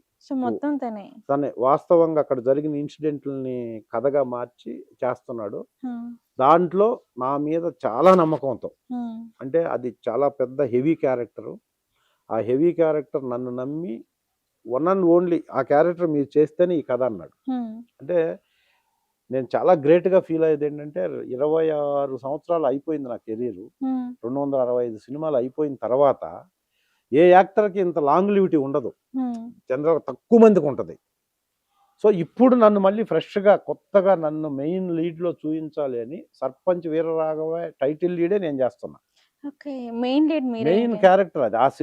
ఆ క్యారెక్టర్ మీదనే సినిమా డిపెండ్ అయి ఉంటుంది. సో అలాంటి క్యారెక్టర్కి నన్ను ముందు అనుకొని నేనే ఆ క్యారెక్టర్ చేయాలనుకుని కథ రాయటం స్టార్ట్ చేశాను. అది నేను ప్రౌడ్గా ఫీల్ అవుతూ ఈ సందర్భంగా మా ఆరు స్వామి, ఆయన పేరు ఆరు స్వామి గారికి సివిఆర్ న్యూస్ ఛానల్ తరఫున నేను కృతజ్ఞతలు తెలియజేసుకుంటూ, ఆ సినిమాలో నాకు అవకాశం ఇచ్చి నన్ను పిలిచి ఓపెన్ చేశారు వాళ్ళ ఎమ్మెల్యే చీఫ్. ఇప్పుడు ఆయన ద్వారా అక్కడ ఓపెన్ అయింది సినిమా. అలాంటి క్యారెక్టర్లో నన్ను చూపించాలని చాలా మంది అనుకుంటున్నా కూడా పాసిబిలిటీస్ రాలేదు ఇంతవరకు. చాలా మంది ఇక్కడ డైరెక్టర్లు కూడా నన్ను మెయిన్ లీడ్లో పెట్టి సినిమా చేయాలనే వాళ్ళు ఉన్నారు చాలా మంది. బట్ ఆయన అనుకొని ఆయన ఆ సినిమాని ఓపెన్ చేసి అంత మంచి క్యారెక్టర్, అంత మంచి కథలో మెయిన్ లీడ్ నాకు ఇచ్చారు. ఫస్ట్ ఆయన కృతజ్ఞతలు తెలియజేసుకుంటూ, ఆ సినిమా ఫాదరు డాటర్ మధ్య ఉంటుంది కథ. Versatile story. అసలు క్లైమాక్స్ అయితే ఇంతవరకు ఏ సినిమాలో, తెలుగు సినిమాలో ఇంతవరకు రాని ఒక అద్భుతమైన క్లైమాక్స్, అద్భుతమైన స్టోరీలో నాకు డాటర్ క్యారెక్టర్ అపరాంజిత అని ఇప్పుడు ఎంపీలో ఉంటుంది. తను ఎంపీ అమ్మాయి, తెలుగు అద్భుతంగా వచ్చి భగవద్గీత శ్లోకాలు అన్ని అనర్గళంగా పాడగలిగినటువంటి ఒక అమ్మాయిని నాకు డాటర్ క్యారెక్టర్గా సెలెక్ట్ చేశారు. తను మల్టీ టాలెంటెడ్. సో ఆ సినిమాలో కూడా భగవద్గీత మీద ఉంటుంది కొంచెం. ఆ కథకి యాప్ట్ అని చెప్పి తనే హీరోయిన్ సినిమాలో. ఆ 2 క్యారెక్టర్లు సెలెక్ట్ చేసి ఈ 2 క్యారెక్టర్లు ముందు అనుకొని కథ రాయటం స్టార్ట్ చేసి కథ కంప్లీట్ చేశారు. అద్భుతమైన కథతో సర్పంచ్ వీరరాఘవ అనేది ఫిబ్రవరిలో స్టార్ట్ అయ్యి దాదాపు ఆగస్టు కంటే ముందు రిలీజ్ చేయడానికి ప్లాన్ చేస్తున్నారు. అలాంటి అద్భుతమైన క్యారెక్టర్లో నన్ను చాలామంది డైరెక్టర్లు అనుకుంటున్నారు. వాళ్ళందరికీ కృతజ్ఞతలు తెలియజేస్తూ మా ఆరు స్వామి గారు నన్ను పెట్టి ఆ సినిమా తీయటానికి ముందుకు వచ్చినందుకు ఆయనకు ధన్యవాదాలు తెలియజేసుకుంటూ 266వ సినిమా, ఆ సినిమాని మీకు ఈ సందర్భంగా మీ ముందు నేను చాలా హ్యాపీగా ఈ సంక్రాంతి సందర్భంగా మీకు సంక్రాంతి స్పెషల్ గెస్ట్ నేనైతే నాకు Sankranti special cinema sarpanch Veeraraghava. Okay, okay sir. ఇండస్ట్రీకి సంబంధించిన విషయాలు, అలాగే ఇంకా మీ కెరీర్ కి సంబంధించిన విషయాలు అన్నిటి గురించి మనం మాట్లాడుకునే ముందు ఏంటంటే, సో సంక్రాంతి స్పెషల్ గా ఈ ఇంటర్వ్యూ చేస్తున్నాం కాబట్టి, సో మీ చిన్నతనంలో మీ రోజుల్లో సంక్రాంతి ఎలా చేసుకునే వాళ్ళు, ఆ మధుర జ్ఞాపకాలు ఒకసారి మాకు చెప్పండి. ఎస్ అమ్మా, సంక్రాంతి అనేది ఎస్పెషల్గా తెలుగు ప్రజలకి చాలా శ్రేష్టమైన, చాలా ప్రాముఖ్యత ఉన్న పండగ. అవును, అది నాట్ ఓన్లీ తెలుగు, అసలు భారతదేశ సంస్కృతిని ప్రతిబింబించే పండగలు ఏమన్నా ఉన్నాయంటే అది సంక్రాంతి. చాలా పెద్ద పండగ కూడా అంటారు, ఎందుకంటే ఒక్కొక్క స్టేట్ లో ఒక్కొక్క రకంగా పిలుస్తారు సంక్రాంతిని. ఎందుకు ప్రతి చోట పంటలు చేతికొచ్చి, పంటలు ఇంటికొచ్చి, ఆ పంటను అమ్మేసిన తర్వాత వచ్చిన డబ్బుతో జరుపుకునే పండగ వ్యవసాయదారులకి ఇది. అంటే ఒకప్పుడు సంక్రాంతి, అదే మెయిన్ సంక్రాంతి అంటే ఆ క్రాంతి, ఆ వెలుగు పల్లెల్లో ఎందుకు ఉండేదంటే వాళ్ళు పండించిన పంటలన్నీ అమ్మిన తర్వాత డబ్బులు వచ్చి పుష్కలంగా ఆనందంగా రైతులు చేసుకునే పండగ సంక్రాంతి. గ్రామాల్లోనే ఉండేది ఈ పండగ ఎక్కువ. ఇలాంటి హైదరాబాద్ సిటీ అన్ని ఖాళీ అయిపోయి అక్కడ జరుపుకునే పండగ ఇది. రైతులకు మాత్రం ఎస్పెషల్గా సంక్రాంతి పెద్ద పండగ. దీనికి ప్రతి ఈవెంట్ అంటే మేము సంక్రాంతి అద్భుతంగా జరుపుకునే రోజుల్లో ఎప్పుడంటే అప్పుడు షాపింగ్ ఉండేది కాదు. ఎప్పుడంటే అప్పుడు చికెన్లు ప్రతిరోజు చికెన్ మటన్ ఇప్పట్లాగా లేదు అప్పుడు ట్రెడిషన్. అప్పుడు ఈ జనరేషన్కి తెలియాల్సింది ఏంటంటే పల్లెటూరుల్లో మటన్ చికెన్ తినాలంటే పండగే రావాలి అప్పుడు. అంతే, దసరాకి, దీపావళికి, లేకపోతే సంక్రాంతికి ఇట్లా ఈవెంట్ ఇయర్ మొత్తంలో 4-5 టైమ్స్ ఉండేది అంతే నాన్ వెజ్ తినడానికి. అంత ఇంట్రెస్ట్ గా నాన్ వెజ్ కోసం ఎదురు చూసేవాళ్ళు ఫస్ట్. నెక్స్ట్ కొత్త బట్టలు ఎప్పుడు కుట్టించేవాళ్ళు అంటే పండగలకే కుట్టించుకునేవాళ్ళు. మీరు ఇప్పుడు చెప్తే నమ్మరు, 1 వీక్ ముందు నుంచి టైలర్కి బట్టలు ఇచ్చి, రెడీమేడ్ లేదు అప్పుడు, ఎవరైనా బట్టలు కుట్టి చేసుకోవాల్సిందే. 10 days 15 days ముందు ఇచ్చి 1 వీక్ నుంచి ప్రతిరోజు వాడు మీ బట్టలు అంటున్నా కూడా పోయి టైలర్ దగ్గర వెళ్ళి నా బట్టలు అవి ఎప్పుడు కుడతారని అడిగి వచ్చేవాళ్ళం అన్నమాట. అంటే పెద్దలు చిన్నోళ్ళు పెద్దోళ్ళకి అదొక, అంటే అవి కుట్టించి వేసుకుంటేనే మాకు సంక్రాంతి. కొత్త బట్టలు వేసుకొని మనకి ఎంతమంది ఫ్రెండ్స్ ఉన్నారో అంతమంది ఇళ్ళకి తిరగాలి, చూపించాలన్నమాట. కొత్త బట్టలు వేసుకున్నాం. ఎక్కడుంది ఇప్పుడు ఆ ఫీల్? నువ్వు 1,00,000 రూపాయలు పెట్టి షాపింగ్ చేసినా కూడా ఇంట్లో పోయి వేసుకుంటే పక్కనోడికి తెలియదు, లేదా ఫీల్ అంత ఇంట్లోనే ఉండిపోతుంది పండగ అంటే. ఇప్పుడు అప్పుడు అసలు ప్రతి స్టెప్ ఇప్పుడు మీరు అడిగారు కాబట్టి అవన్నీ గుర్తొస్తే, భోగి మంట వేయడం కోసం చిల్ల చెట్లు అని ఉంటాయి, పనికిరాని చెట్లు అన్నమాట, పిచ్చి చెట్లు అని ఓపెన్ ప్లేస్ లో పెరుగుతుంటాయి. అలాంటి వాటిని కొట్టి ఎవరి ఇంటి దగ్గర ఎక్కువ మంట వస్తుంది, ఎక్కువసేపు వస్తుంది, ఎక్కువసేపు వెలుగు, ఎక్కువసేపు మంట ఎవరింటి దగ్గర ఉంటది అనేది కాంపిటీషన్ అనమాట. అందులో కూడా ముగ్గులు వేయటంలో పోటీ, ఎడ్ల బండ్లని రెడీ చేయటంలో పోటీ, వాటికి మేకప్, మనం ఇప్పుడు మేకప్ వేసుకుంటున్నాం కదా, పశువులకి మేకప్ చేసేది అప్పుడు అన్ని అలంకరించి. కనుమదే సంక్రాంతి, భోగి, సంక్రాంతి, కనుమ. భోగి అంటే ఈ చల్లనైనటువంటి ఈ ప్రదేశంలో నీకున్న ఈర్ష, ద్వేషం, పగ, ప్రతీకారం, కక్ష, కార్పణ్యం, స్వార్థం ఇలాంటివన్నీ ఆ మంటలో వేసి తగలెట్టండి.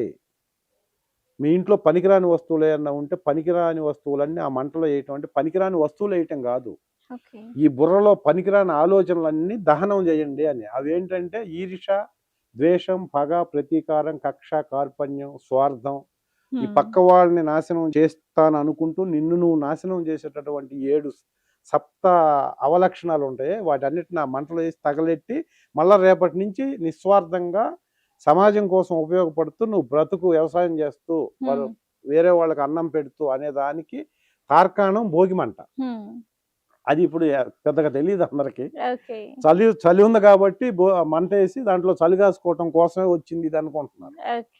కానీ అలాంటి భోగి తర్వాత సంక్రాంతి అంటే గొబ్బెమ్మలు, ముగ్గులు, ఇల్లు మట్టితో అలకటం, అవును. పేడ అంటే ఆవు పేడ, పశువుల పేడ తెచ్చి వాటిని కలప కలిపి చల్లడం. అలిగి ఉమ్. గోడలన్నీ అలకటం ఏంటంటే ఆ పండగ ద్వారా మళ్ళీ సంవత్సరం వరకు ఈ బ్యాక్టీరియాలు కానీ ఎలాంటి అనారోగ్యాలు రాకుండా వీటిల్లో యాంటీ ఆక్సిడెంట్లు ఉంటాయి ఈ పేడలో. ఉమ్. అందుకని పేడతో అలికి ముగ్గులు పెట్టి గొబ్బెమ్మలు పెట్టి ఇదంతా ట్రెడిషన్. మనం అంటే పల్లెల్లో ఉన్న ఇళ్లలో ఉన్న మనుషులు ఆ చుట్టుపక్కల ఉన్న వాళ్ళందరూ ఆరోగ్యంగా ఉండాలని సంక్రాంతి అనేది ఎస్పెషల్గా ఈ ట్రెడిషన్. ఓకే. అప్పుడు మళ్ళీ పిండి వంటలు, సంక్రాంతికి పూజలు అవన్నీ చేసేవాళ్ళు ఆ రోజు. ఉమ్. నెక్స్ట్ కనుమ, మూడో రోజు. కనుమ అంటే అది పశువుల పండగ. పశువులు ఆ పశువుల్ని ఊరేగించడం, పశువులతో పందాలు పెట్టడం, వాటిని పశువులు అలంకరించడం. అలంకరించడం, ఉమ్. వాటికి మళ్ళీ ప్రైజులు ఇవ్వటం, వాటికి రంగురంగులు కలర్స్ వేసేసి వాటిని అప్పుడు వ్యవసాయం చేసే ప్రతి ఫ్యామిలీలో ఒక బండి ఉండేది. ఉమ్. ఎడ్ల బండి ఎడ్ల అంటారు బండి దాన్ని. ఉండేదా? ఆ బండిని అలంకరించడం, అక్కడ లోకల్లో ఉన్న టెంపుల్స్ చుట్టూ తీసుకెళ్లి ఒక 3-4 నెలల నుంచి పని చేయించకుండా వాటికి ఫుడ్గా పౌష్టికాహారం పెట్టి బలిష్టంగా చేసేవాళ్ళు. ఉమ్. ఎందుకంటే అక్కడ తిరిగేటప్పుడు పలాని వాళ్ళ ఎడ్లు, పలాని సర్నేమ్ తానికొండ రమేష్ వాళ్ళ ఎడ్లు అద్భుతంగా ఉన్నాయి, బ్రహ్మాండంగా ఉన్నాయి. అసలు వాటి ముందు ఒక్క మాట అనిపించుకోవడం కోసం ఎడ్లని తీసుకెళ్ళారు. కనుమ రోజు వాటిని చాలా 3 నెలల ముందు నుంచి వాటికి ఏమి బర్డన్స్ పెట్టకుండా వాటిని పెంచి వాటిని పూజించేవాళ్ళు దేవతల్లాగా అవును. పశువుల్ని. ఇప్పుడు పల్లెటూరులో లేవు, పశువులు లేవు, అన్నీ లేవనుకోండి ఇప్పుడు. ఓకే. అలా కనుమ చేసేవాళ్ళు. హా. అందుకని ఈ 3 రోజులు ఆ పల్లెల్లో ఒక అద్భుతమైన వాతావరణం, ఇళ్ళకి రంగులు వేసేసి అంత అద్భుతంగా పల్లెటూరులు ఉండేది మా టైంలో. మధ్యలో వెళ్ళిపోయింది, కానీ ఇప్పుడు మళ్ళీ వచ్చింది ఈ ట్రెడిషన్లో. మళ్ళా పల్లెటూరులు అన్నీ రంగరంగ వైభవంగా ఇప్పుడు ఎమ్మెల్యేలు, మంత్రులు అందరూ పల్లెటూరులో ఈ ఈవెంట్స్ గెస్ట్లుగా వెళ్ళటం, అవును. మళ్ళా ముగ్గులు పోటీలు, డ్యాన్సులు. కాకపోతే డీజేలు పెడుతున్నారు ఇప్పుడు. అవును. డీజేలు కాకుండా అప్పుడు ట్రెడిషనల్గా ఉండేది. బట్ ఎనీహౌ అసలు పల్లెటూరులకు మళ్ళీ వెళ్తున్నాం, పల్లెటూరులో మనం ఉండాలన్న యాంబిషన్ డెవలప్ అయింది జనాల్లో. అంటే సార్ కొన్ని పండుగలు వచ్చేసి మనకి సిటీలో సెలబ్రేషన్ చేసుకుంటారులే కానీ బట్ దసరా అండ్ సంక్రాంతి ఈ 2 పండుగలు వచ్చాయంటే ఖచ్చితంగా సిటీలో ఉన్న ప్రతి ఒక్కరూ పల్లెటూర్లకు వెళ్ళిపోతారు కదా సార్. అవును. ఎందుకంటే ఈ పండుగలు పల్లెటూర్లో అంత ప్రత్యేకత ఉంది అంటారు? అదే అంటే ఎప్పుడు వెళ్ళాలని ఉంటుంది, ఎప్పుడు వెళ్ళటానికి కుదరదు. కానీ ఇక్కడ ఎక్కువగా ఉన్న ఈ ఫెస్టివల్ ఇక్కడ బిజినెస్ పీపుల్ కానీ ఎంప్లాయీస్కి ఉమ్. కానీ పర్టికులర్గా పిల్లలకి హాలిడేస్ వచ్చి వాళ్ళు ఇక్కడ సిటీలో ఉండకుండా వెళ్ళేదానికి స్కోప్ ఈ 2 పండగలకే వస్తుంది. మిగతా ఎప్పుడు 1 డే 2 డేస్ సెలవులు వస్తాయి కాబట్టి అవును. బిజినెస్ పీపుల్ అయినా ఎంప్లాయీస్ అయినా వీళ్ళంతా సిటీలో ఉన్నోళ్ళు వెళ్ళటానికి అవ్వదు. ఉమ్. ఇప్పుడు ఎస్పెషల్గా హాలిడేస్ కాబట్టి అని కాదు, ఇప్పుడు మళ్ళీ మొనోటని ఫీల్ అవుతున్నారు. అంటే Hmm. సిటీ లైఫ్ చాలా బోరింగ్గా ఉందని, చాలా జనరల్ అయిపోయిందని, అవును సార్. మొనాటనీగా ఫీల్ అయ్యేవాళ్ళు అక్కడికి వెళ్తే వేరు.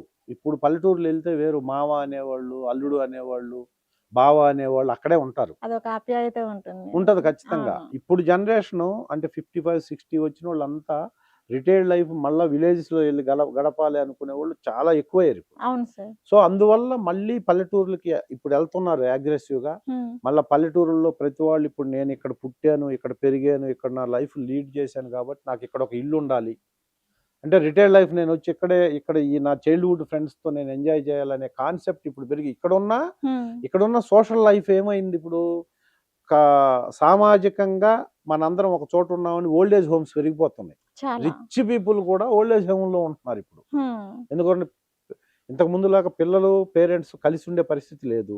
మైక్రో ఫ్యామిలీస్ అయిపోయినా పిల్లలు వేరే చోట ఉంటున్నారు, పేరెంట్స్ వేరే చోట ఉంటున్నారు. ఉమ్. 60-65+ తర్వాత డెఫినెట్గా డిపెండెంటే, డెఫినెట్లీ. ఏజ్డ్ వాళ్ళు వీళ్ళందరూ కలిసి ఇప్పుడు ఒక ఓల్డ్ ఏజ్ హోమ్కి పోయి ఉంటున్నారు. ఉమ్. మా పిల్లలు లేరని పెయిడ్ ఓల్డ్ ఏజ్ హోమ్స్. అవును. ఇదే ఈ ఓల్డ్ ఏజ్ హోమ్ కల్చరే గ్రామాల్లో కూడా వస్తుంది ఇప్పుడు. అక్కడే Hmm. పోయి ఉందాం, చైల్డ్హుడ్ ఫ్రెండ్స్ ఉంటారు అక్కడ, ఇంకా మనకు పొలాలు ఉన్నాయి, లేకపోతే పొలాలు కొని డెవలప్ చేద్దాం. ఇక్కడ ఉండడం కన్నా అక్కడ ఉంటే బెస్ట్ కదా ఇంకా. అక్కడ ఉంటే నాకు ఏదన్నా ప్రాబ్లం వచ్చిందంటే 10 మంది వస్తారు, వెళ్దాం రా హాస్పిటల్ కానీ. ఉమ్. పల్లెటూరు మెయిన్ విలేజ్ క్లైమేట్లో ఉండేది అదే. ఉమ్. కోఆపరేషన్ ఉంటుంది, సహకారం. పక్కనోళ్ళు పిలిస్తే సిటీలో పక్కనోడిని పిలవాలన్న థాట్ మనకు ఉండదు, పిలిచినా వచ్చే టైం ఆడికి ఉండదు. ఓకే.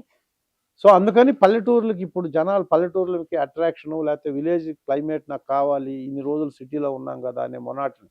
ఇప్పుడు 50+ వాళ్ళందరూ సిటీ నుంచి పల్లెటూరు వైపు బాగా ఆకర్షితులు అవుతున్నారు. ఇది మంచి సిచ్యువేషన్ కూడా ఇప్పుడు ఓకే. వెళ్ళటం. ఓకే సార్, సిటీ పల్లెటూరు గురించి చెప్పారు కాబట్టి ఒక్క మాటలో చెప్పాలి అంటే సిటీ గురించి పల్లెటూరు గురించి ఏం చెప్తారు మీరు? సిటీ బాగుండే జీవితం, ఉమ్. గ్రామం అద్భుతంగా ఉండే జీవితం. అంతే అంటారా? అంతే. Okay sir. ఇంకొన్ని సంక్రాంతి ముచ్చట్ల కన్నా మీ వైఫ్ మ్యారీడ్ మా లైఫ్ ఎలా ఉంది? ఏంటి? దానికి సంబంధించి చెప్పండి. లవ్ మ్యారేజా సార్? అరేంజ్డ్ లేదమ్మా, మ్యారేజా? అరేంజ్డ్ మ్యారేజే. ఎందుకు బట్ సార్ లవ్ చేయాలనుకోలేదా? మా టైంలో లవ్‌లు అయన్నీ లేవు. అంటే ఎవరిని కూడా క్రష్ గాని ఇలా ఎవరు లేరా సార్? ఆ టైంలో అసలు మాకున్న ఫీజిబిలిటీస్ ఎలా ఉండేదంటే, చదువుకోవాలి, ఖాళీ ఉంటే పొలం పని జేయాలి. అసలు ఇప్పుడున్నంత అవైలబిలిటీస్ కూడా లేవు. ఓకే. అమ్మాయిలు చాలా రిజర్వ్డ్‌గా ఉండేవాళ్ళు. హ్మ్. వాళ్ళ పనేదో వాళ్ళు జేసుకొని ఎళ్ళేవాళ్ళు. లిమిటెడ్ మ మాకు ఒక చిన్న టౌన్ అంటే నేను ఉదయం ఎళ్లి నన్ను గంట గంటకి మా వోళ్ళు కనుక్కోవాలంటే గంట గంటకి సెల్ ఫోన్‌లు లేకపోయినా నేనెక్కడున్నానో తెలుస్తుండేది. అవునా? అంత కమ్యూనికేషన్ ఉండేది. ఓకే. సో, అమ్మాయిలు చాలా రిజిడ్‌గా అసలు అమ్మాయిలకి చాలా రిస్ట్రిక్షన్స్ ఉండేదప్పుడు. ఆ! కరెక్ట్‌గా 4:30కి కాలేజీ వెళ్తే 4:40కి ఇంట్లో టైమింగ్ అనమాట అంతా. హ్మ్. సో, ఎవరి ఫీలింగ్స్ అలా ఉండేది కాదు అప్పట్లో. అప్పట్లో చదువు, లేకపోతే పని, లేకపోతే ఎర్లీ ఇంట్లో. ఏజెస్‌లో మ్యారేజెస్ కదా అప్పుడు. అవునవును. 20, 21కి, 22కి అసలు మ్యారేజెస్ మ్యారేజ్ అయిపోయాయి. ప్రపోజల్స్. నువ్వు చదువు, చదవకపో, నువ్వు ఏమన్నా చేసుకో. ఇప్పుడు 20 ఇయర్స్ నుంచి అగ్రెసివ్ డెవలప్‌మెంట్. ఈ అగ్రెసివ్ చేంజెస్ సొసైటీలో. అవును సార్. 20 ఇయర్స్‌కి ముందు చేంజ్ అవ్వాలన్నా 10 ఇయర్స్ పట్టేది. హ్మ్. మాకు సెల్ ఫోన్‌లు తెలీదు. మేము కాలేజీలో ఉన్నప్పుడు. ల్యాండ్‌లైన్ మాట్లాడటం తెలీదు. హ్మ్. కమ్యూనికేషన్ అంతా ఇన్‌లాండ్ లెటర్స్. మీకసలు తెలియనే తెలీదయ్యి. పోస్ట్ కార్డ్‌లు 15 పైసలు ఇస్తే పోస్ట్ కార్డ్. హ్మ్. జనరల్‌గా ఏదన్నా మెసేజ్ ఉంటే దాంట్లో రాసి పంపిస్తే పోస్ట్ మ్యాన్ కోసం దేవుడిలాగా దేవుడు పోస్ట్ మ్యాన్ అన్నమాట ఎన్ని అప్పుడు మాకు. డేస్‌కొచ్చేది సార్ ఉత్తరం అప్పట్లో? అది రా పోస్ట్ చేసే ఊరిని బట్టి ఓకే. ఆ 3 డేస్, డిస్టెన్స్‌ని 4 బట్టి. డేస్. ఆ! నీకేదన్నా సీక్రెట్స్ ఏమన్నా ఉన్నాయి ఫ్యామిలీలో సీక్రెట్స్ అంటే ఇన్‌లాండ్ కవర్ 45 పైసలే. ఓకే.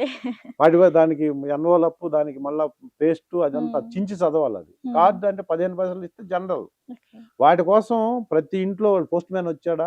ఇప్పుడు దేవుడొచ్చాడా మా ఇంటికని కూడా అడగరు ఇప్పుడెవరు. హ్మ్. అప్పుడు పోస్ట్ మ్యాన్ మీద అంత డిపెండ్ అయ్యేది. అలాంటి హ్మ్. సిట్యుయేషన్స్ చూసాం మేము. ఓకే. మళ్ళీ ఇప్పుడు ఇవి చూస్తున్నాం. అందుకనే 70స్, 75, 80స్‌లో పుట్టిన వాళ్ళు అదృష్టవంతులని వస్తుంటాయి యూట్యూబుల్లో. అవును సార్. నిజంగా చాలా మంది అంటారు. మీరు చాలా అదృష్టవంతులు అని చెప్పేసని. అప్పుడు సిట్యుయేషన్ మట్టి రోడ్లే లేవు.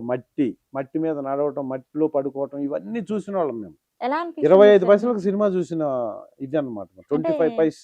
ఆ రోజులు బాగున్నాయి అనుకుంటున్నారా ఈ రోజులు? డెఫినిట్‌గా ఆ రోజు. ఇప్పుడు వచ్చే రోజుల కంటే పోయిన రోజులే మంచిగుంటాయి అందరికి. అవును. అది జనరల్‌గా అందరూ చెప్పేదే. కాతే అప్పుడు మనీ లేదు. మనీ లేకపోయినా కూడా హ్యాపీయెస్ట్ మూమెంట్స్. హ్మ్.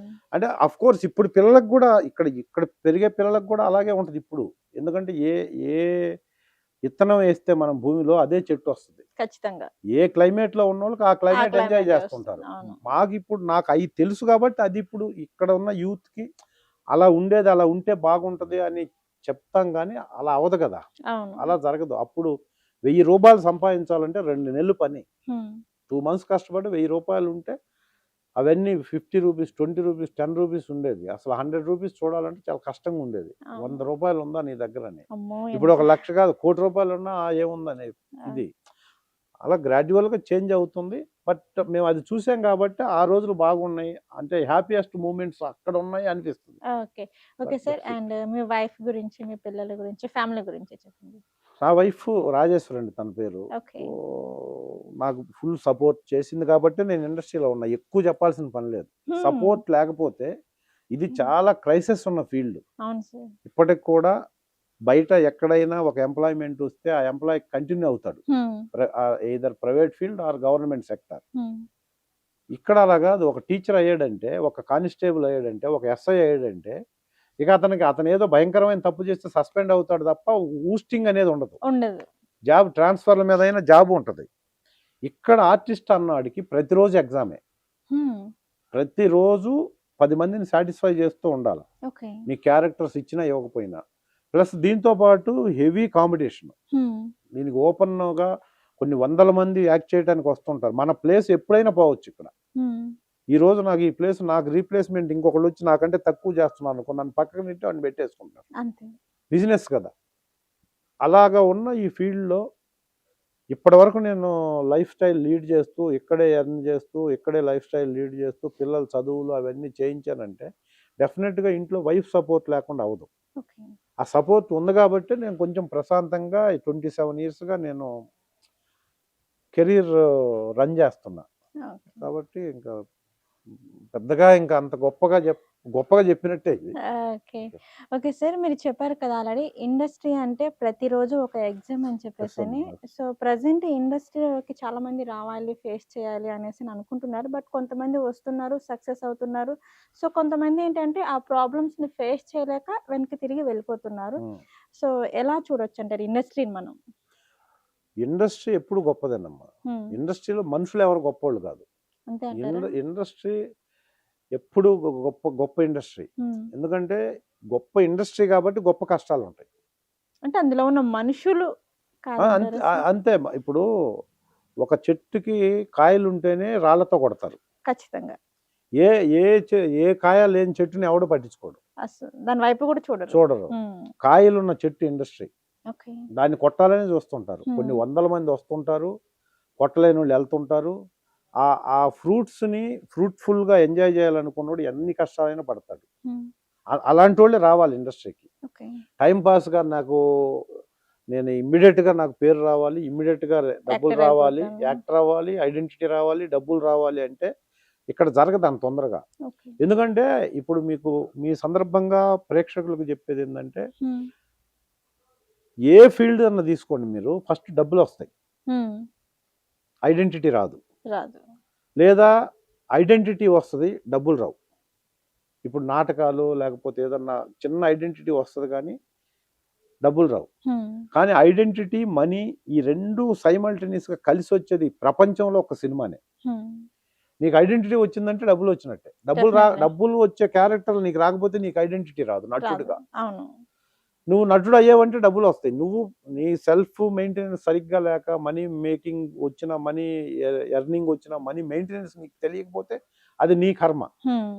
ఇక్కడ ఒక మనిషికి సర్టన్ ఐడెంటిటీ వచ్చిందంటే డబ్బులు కూడా వస్తాయి. డెఫినెట్‌లీ. దాన్ని మేనేజ్ చేసుకోవటము, లవబుల్గా నువ్వు లైఫ్ని లీడ్ చేసుకోవటం నీ క్వాలిటీస్ మీద, నీ అలవాట్ల మీద ఆధారపడి డిపెండ్ అయ్యి ఉంటుంది. డిపెండ్ అయి ఉంటుంది. ఓకే. కాబట్టి నీకు అంత ఫేము, అంత నేము వచ్చే ఫీల్డ్లో నువ్వు వచ్చి 1 ఇయర్కే నాకు రాలేదు, 2 ఇయర్స్కి రాలేదు, సక్సెస్ రాలేదు అనుకుంటే అది నీ ఆలోచన శక్తి తక్కువని. అంటే అంటే సార్ ప్రెజెంట్ యూత్ కూడా ఏంటంటే సక్సెస్ అంటే ఒక షార్ట్ మైండ్‌తో ఆలోచిస్తున్నారు. చిటికలో వచ్చేసేయాలి ఇప్పుడు అసలు అనేసి యూత్ అనుకుంటారు ఏదైనా కదా!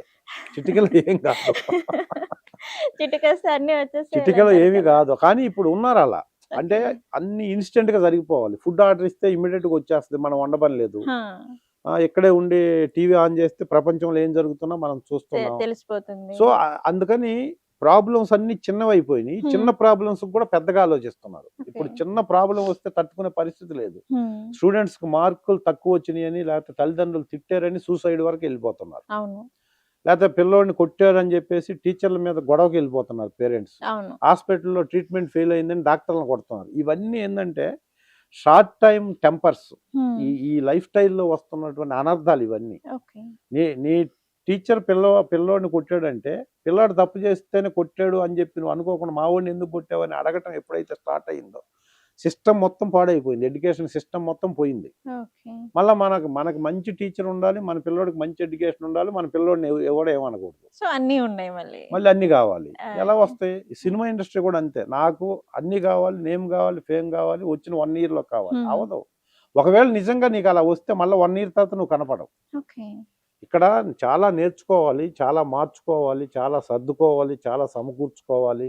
నేర్చుకోవటం, మార్చుకోవటం, సర్దుకోవటం, సమకూర్చుకోవటమే సినిమా. ఓకే. ఇవన్నీ రావాలంటే చాలా లాంగ్ టైం పడుతుంది. ఓకే. లాంగ్ టైం పట్టేంత ఓపిక నీకుండి, దీన్ని సరిగ్గా డైజెస్ట్ చేసుకొని, ఫిల్మ్ ఇండస్ట్రీ అంటే ఏంటో నువ్వు డైజెస్ట్ చేసుకొని, తెలుసుకొని, హ్మ్. కొంత సర్కిల్ నీకుండి, ఇక్కడున్న మంచి చెడులు చెప్పగలిగి, అవి వినగలిగి, నువ్వు వాటినన్నిటికీ అబ్జర్వ్ అయ్యి, వాటిని నువ్వు ఫాలో అయితేనే యాక్టర్ అవుతారు తప్ప, హ్మ్. అంత ఈజీ కాదు ఇక్కడ యాక్టర్ అవ్వటం, యాక్టర్ అయి నిలబడటం. ఓకే. అయినా కూడా నిలబడటం చాలా కష్టం. So, okay. వీటన్నిటిని ముందు డైజెస్ట్ చేసుకోవాలి వచ్చే యూత్. హ్మ్. డెఫినెట్‌గా ఇప్పుడు మా టైంలో ఉన్నంత హర్డిల్స్ ఇప్పుడు యూత్‌కి లేవు ఓకే. లక్కీగా. Okay sir. ఇండస్ట్రీకొచ్చి మీరు ఎన్ని ఇయర్స్ అవుతుంది సార్? ఇప్పటికి? 98 27 ఇయర్స్ క్రాస్ అయిపోయింది. 27 ఇయర్స్ క్రాస్ అయిపోయింది కదా సార్. యెస్. సో, మరి మీకు కూడా ఎప్పుడైనా అనిపించిందా? ఈ 27 ఇయర్స్‌లో ఇండస్ట్రీ నా వల్ల కావట్లేదు, నేను వెళ్ళిపోవాలి అన్న థాట్ మీకు ఎప్పుడైనా మైండ్‌లో వచ్చిందా? బై గాడ్ గ్రేస్ అంటే నేను చాలా స్ట్రాంగ్ మైండ్ సెట్తో వచ్చాను. మేము హ్మ్. పెరిగింది అలాంటి వాతావరణంలో బట్ కాబట్టి ఎంత స్ట్రాంగ్ మైండ్ సెట్‌తో వచ్చినా గానీ, ఎక్కడో ఒక చోట మనకు వస్ కూడా అనిపిస్తుంది గదా సార్! సో, అట్లా మీకేమన్నా అనిపించిందా అనేసి? అంటే యాక్చువల్‌గా ఇండస్ట్రీ నుంచి ఎళ్ళిపోవాలని నాకనిపించలేదు. నేనున్న సిట్యుయేషన్‌లో ఇంకెవరన్నా ఉంటే డెఫినిట్‌గా అనిపిచ్చేది. ఎందుకని? ఎందుకంటే ఇక్కడ ఏమవుతుందంటే వితౌట్ బ్యాక్‌గ్రౌండ్‌తో వచ్చాం. హ్మ్. ఒక డైరెక్టరు చాలా కష్టపడి 'దిల్ రమేష్' చేస్తున్నాడు. అతనికి ఇద్దాం క్యారెక్టర్ అని ఇచ్చిన తర్వాత, హ్మ్. నేను ఒకరోజు ఆ షూట్ చేసిన తర్వాత అద్భుతమైన భవిష్యత్తు ఈ క్యారెక్టర్ ద్వారా నాకు వస్తుందని నేను నమ్మిన తర్వాత, సెకండ్ డే నేను చేసే క్యారెక్టర్ నన్ను లొకేషన్‌లో నిలబెట్టి ఇంకొకళ్ళతో చేపిస్తే, ఇంకొక యాక్టరు నేను ముందు రోజు ఏసుకున్న డ్రెస్సు అతనేసుకొనుండి నన్ను పిలిచి లొకేషన్‌కి నేను చూస్తుండగానే ఆ క్యారెక్టర్ ఇంకొక అతను చేస్తుంటే, అది నేను చేసిన క్యారెక్టరు నన్ను తీసేశారు దాంట్లో నుంచి అని తెలిసిన తర్వాత మైండ్ సెట్ ఎలా ఉంటది? ఏం తప్పు లేకుండా, బాధేస్తది చాలా. ఏ తప్పు లేకుండా నా డ్రెస్ ఇంకొకళ్ళకి అంటే ఏందంటే హైలీ రికమెండెడ్ క్యాండిడేట్ ఎవరో వస్తే హ్మ్. ఇక డైరెక్టర్ ఏం చేయలేరు. ఓకే. హోప్‌లెస్ ఈ డైరెక్టర్ కూడా ఆ రికమెండేషన్‌కి నేను సస్టైన్ అవ్వాలి కదా! హ్మ్. డైరెక్టర్‌గా అనుకున్నప్పుడు. ఫ్రెండ్ అయినా కూడా హ్మ్. ఏం చెప్పలేక ప్రోగ్రామ్ చెప్పిన తర్వాత క్యాన్సిల్ చేస్తే మళ్ళీ ఏమవుద్దో అని చెప్పి అలాంటి సిట్యుయేషన్స్ ఉన్నాయి నాకు. ఎలా అంటే ఆ సిట్యుయేషన్‌లో మీకెలా అనిపించింది? అంటే మీ ప్లేస్‌లో మీరు చేయాల్సిన క్యారెక్టర్ వేరే పర్సన్ చేస్తున్నారు. అవును. సో, మీకెలా అనిపించింది ఆ సిట్యుయేషన్ ఒక్క ఇదే చివరిది క్షణంలో? కాదు కదా మనకి. కరెక్టే సార్. కాకపోతే ఉంటది. చెప్పారు కదా! అంటే ఇలా ఇలా ఇప్పుడు జరిగింది అన్ని సినిమాలకి చాలా సినిమాలకి నాకు జరగలేదు కదా అలా. ఒక్క సినిమాకి. ఒక సినిమాకి జరిగిందలా. హ్మ్. అది ఆఫ్‌కోర్స్ నేను దాని మీద చాలా బిలీవ్ చేశాను. ఈ సినిమాతో నా కెరీర్ టర్న్ అవుద్ది. ఎందుకంటే మనం ఒక సినిమా కమిట్ అయ్యి మొదటి రోజు ఒక సీన్ చేయగానే మన స్టామినా మనకు తెలిసిపోద్ది. అవును. అంటే మన స్టామినా ఆ క్యారెక్టర్‌లో ఎంతవరకు ఎఫర్ట్ పెట్టొచ్చు అని. ఓకే. తెలిసి యెస్ ఇది ఇది పే చేస్తది. నాకు కొంచెం నా నా రేంజ్‌ని ఇంకొక స్టెప్పు గెయిన్‌లో పెడతది అని నేను ఫీల్ అయిన తర్వాత, హ్మ్. అదే క్యారెక్టర్ నేను చేయట్లేదు నా తప్పు లేకుండా. హ్మ్. నేను చేయలేకపోతే వేరు. నాకొక డైలాగ్ ఇచ్చి అది నేను చెప్పకపోతే "ఏమి ఇన్ని సంవత్సరాలు ఉన్నావు నువ్వు చేయలేకపోతున్నావు" అంటే ఇంకొకరిని రీప్లేస్ చేసుకుంటే నష్టం లేదు. హ్మ్. కానీ ఎక్కడ నాకు నా ప్రాబ్లమ్ లేకుండా జరిగింది. 1, 2 సినిమాలు జరిగినియి అలా. ఓకే. దాంట్లో ఒక సినిమా మెయిన్. హ్మ్. ఆ తర్వాత ఆ సినిమాలో ఆ క్యారెక్టర్ చేసిన అతను చాలా పెద్ద రేంజ్‌కెళ్ళాడు ఆర్టిస్టు. ఇప్పుడు పెద్ద ఇప్పుడు రేంజ్ కూడా ఉన్నాడు. ఓకే. అది నేను చేయాల్సిన క్యారెక్టర్ యాక్చువల్‌గా. హ్మ్. అది అన్నప్పుడు ఏందంటే చూసినప్పుడు బాధేస్తది. అప్పుడు చాలా లిటరల్‌గా కళ్ళనీళ్ళొచ్చిన పొజిషన్ ఉంటది. కానీ హ్మ్. ఇదే నాకు లాస్ట్ కాదు కదా! ఒక డైరెక్టర్‌ని నమ్ముకొని లేకపోతే ఒక సినిమా ప్రొడక్షన్ హౌస్‌ని నమ్ముకొని నేను రాలేదు కదా ఇండస్ట్రీకి. హ్మ్. అసలు ఒక సినిమా, 2 సినిమాలు యాక్ట్ చేస్తే చాలు. నేను ఇండస్ట్రీకొచ్చి స్ట్రగుల్స్ అన్నీ పడ్డప్పుడు ఒక స్టేజ్‌లో నేనేమనుకున్నానంటే, హ్మ్. ఒక్క సినిమాలో కనపడిందాక నేను మళ్ళా ఊరెళ్ళలేదు. ఊరు నుంచొచ్చి 3 ½ ఇయర్స్ తర్వాత ఊరెళ్ళాను. 'సీతారామరాజు' రిలీజ్‌కే ఎళ్ళాను నేను ఊరు.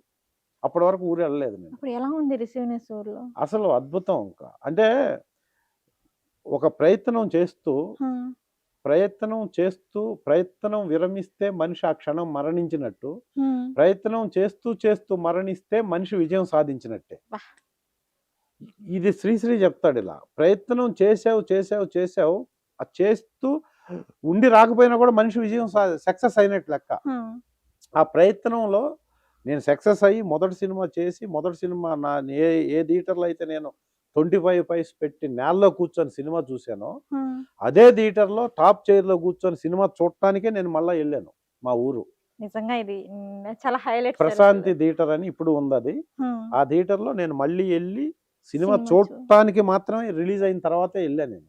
అబ్బా! 3 ½ ఇయర్స్ పట్టింది. హ్మ్. అలాంటి కాంక్రీట్‌గా డెడికేటెడ్ మైండ్‌తో వచ్చాను కాబట్టి ఈ చిన్న హర్డిల్స్ నేను పెద్ద ఫీల్ అవ్వల. కాపోతే నేను ఓకే.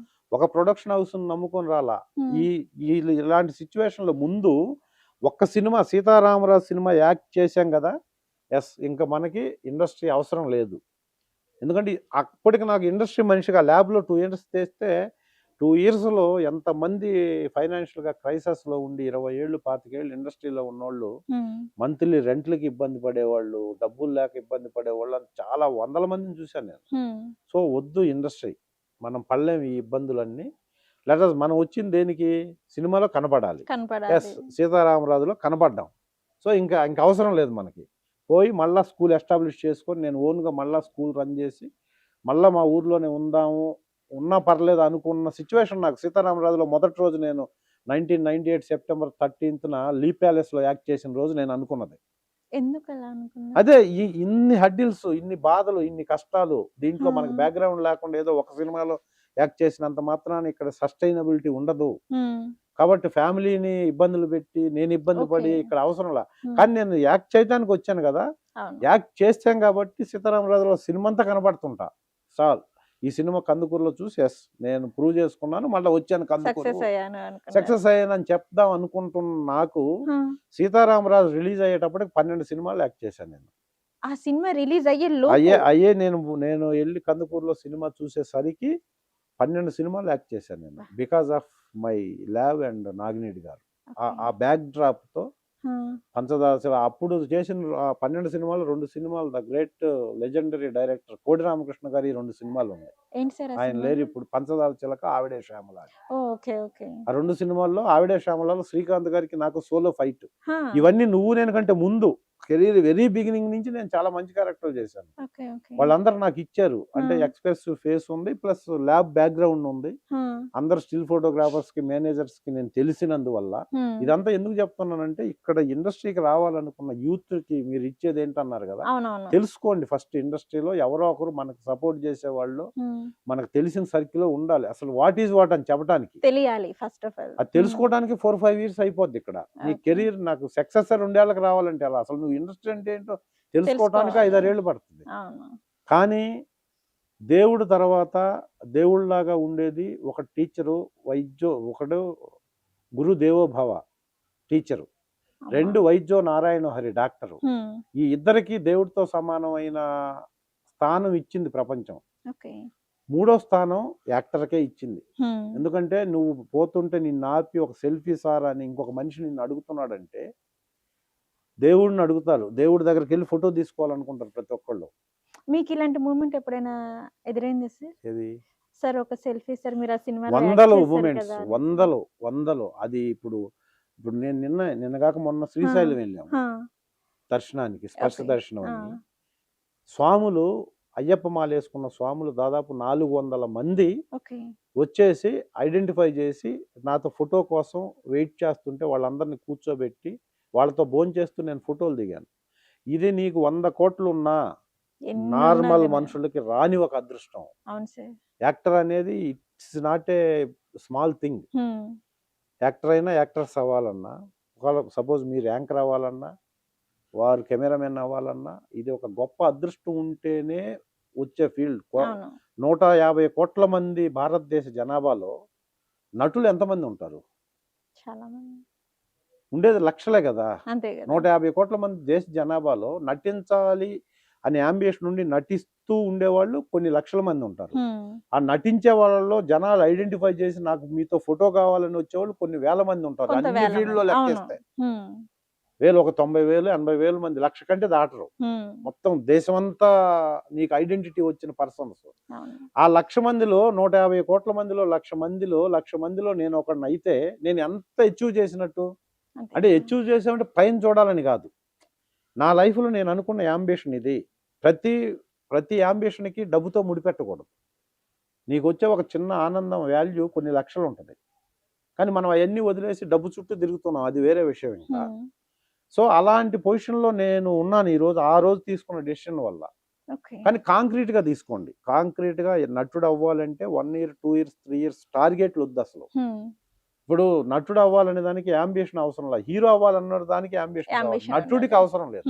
నువ్వు నటుడు ఎందుకు అవ్వాలనుకుంటున్నావు? కళను గౌరవించాలి, కళ పట్ల నీకు నమ్మకం ఉండాలి, చేయగలిగిన స్థితి నీకు ఉండాలి, కామన్ సెన్స్ ఉండాలి. అందరిని ఇక్కడ నీ చుట్టూ ఒక 10 మంది ఉంటే 10 మందిని నువ్వు అర్థం చేసుకోవాలి. 10 మందిని నువ్వు అర్థం చేసుకునే కెపాసిటీ నీకు వచ్చిందంటే నువ్వు నటుడు అవుతావు. కానీ టైం టేకెన్. అది ఏది తొందరగా అవ్వదు, ఏది ఊరికే రాదు, ఊరకు వచ్చింది ఏది ఉండదు. ప్రతిదీ కష్టపడితే రావాలి. కష్టపడి వచ్చిన దాంతోనే నీకు సాటిస్ఫాక్షన్ ఉంటుంది. అదే లాంగ్ లైఫ్లో ఉంటుంది నీకు.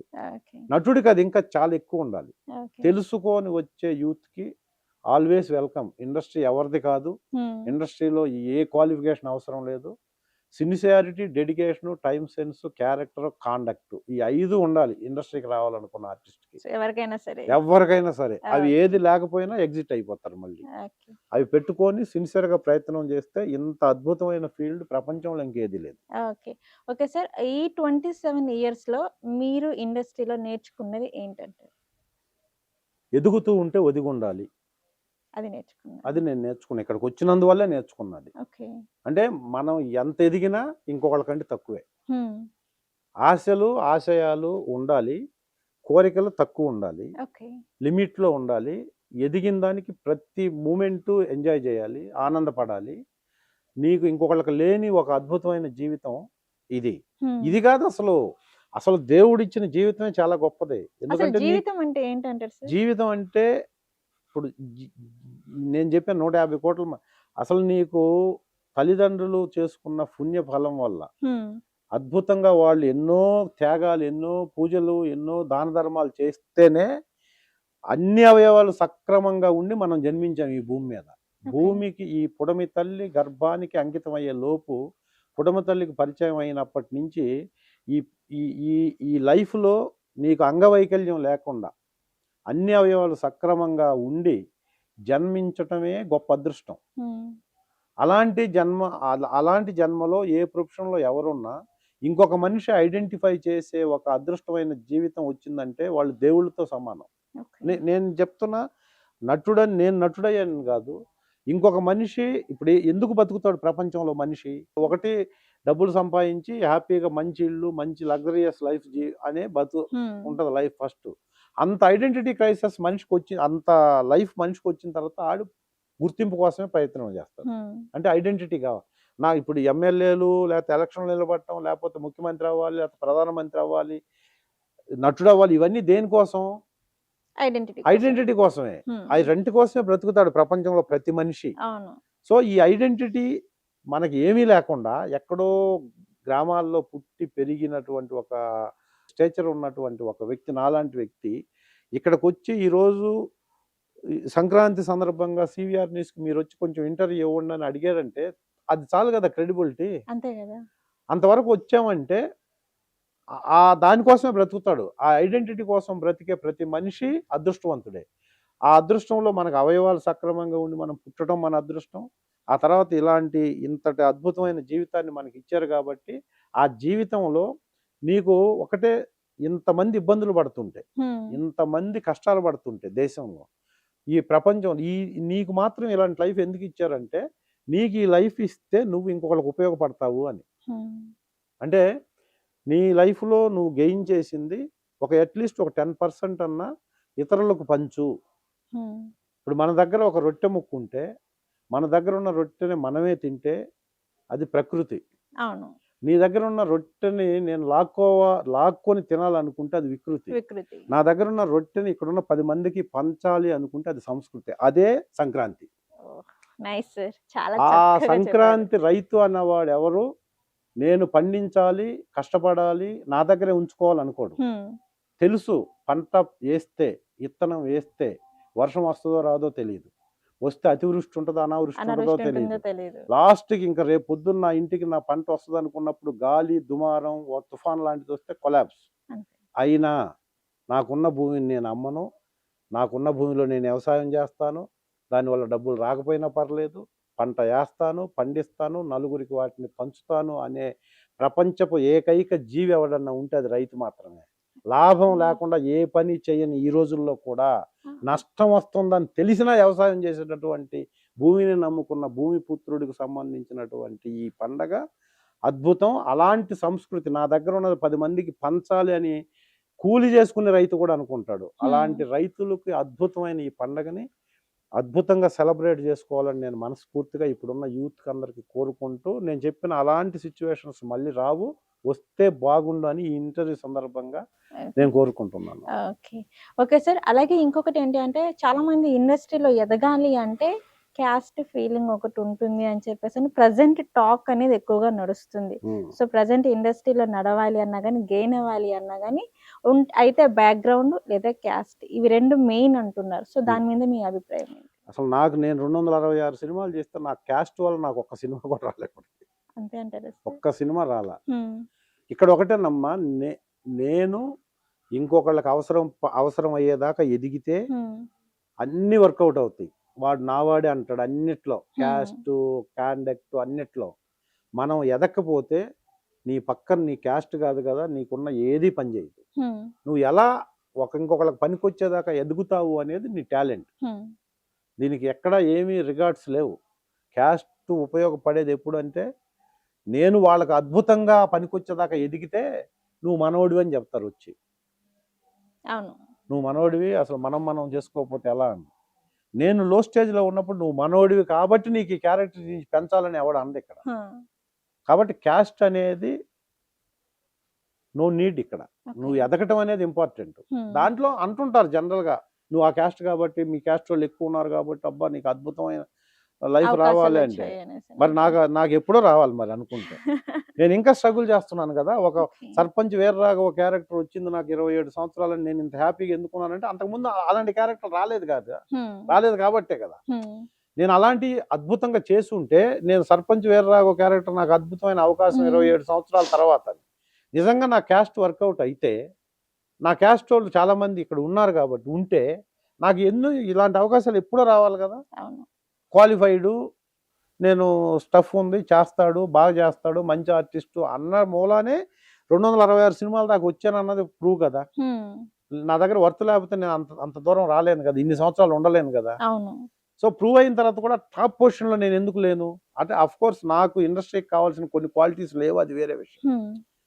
నేను ఇలాగే నా character, conduct, dedication, sincerity, time sense ఇవేవి పోకుండా, సెల్ఫ్ రెస్పెక్ట్ పోకుండా, సెల్ఫ్ కాన్ఫిడెన్స్ పోకుండా ఎదగాలి అనుకున్నాను. అది కొంచెం హద్దులో, అది చాలా కష్టం.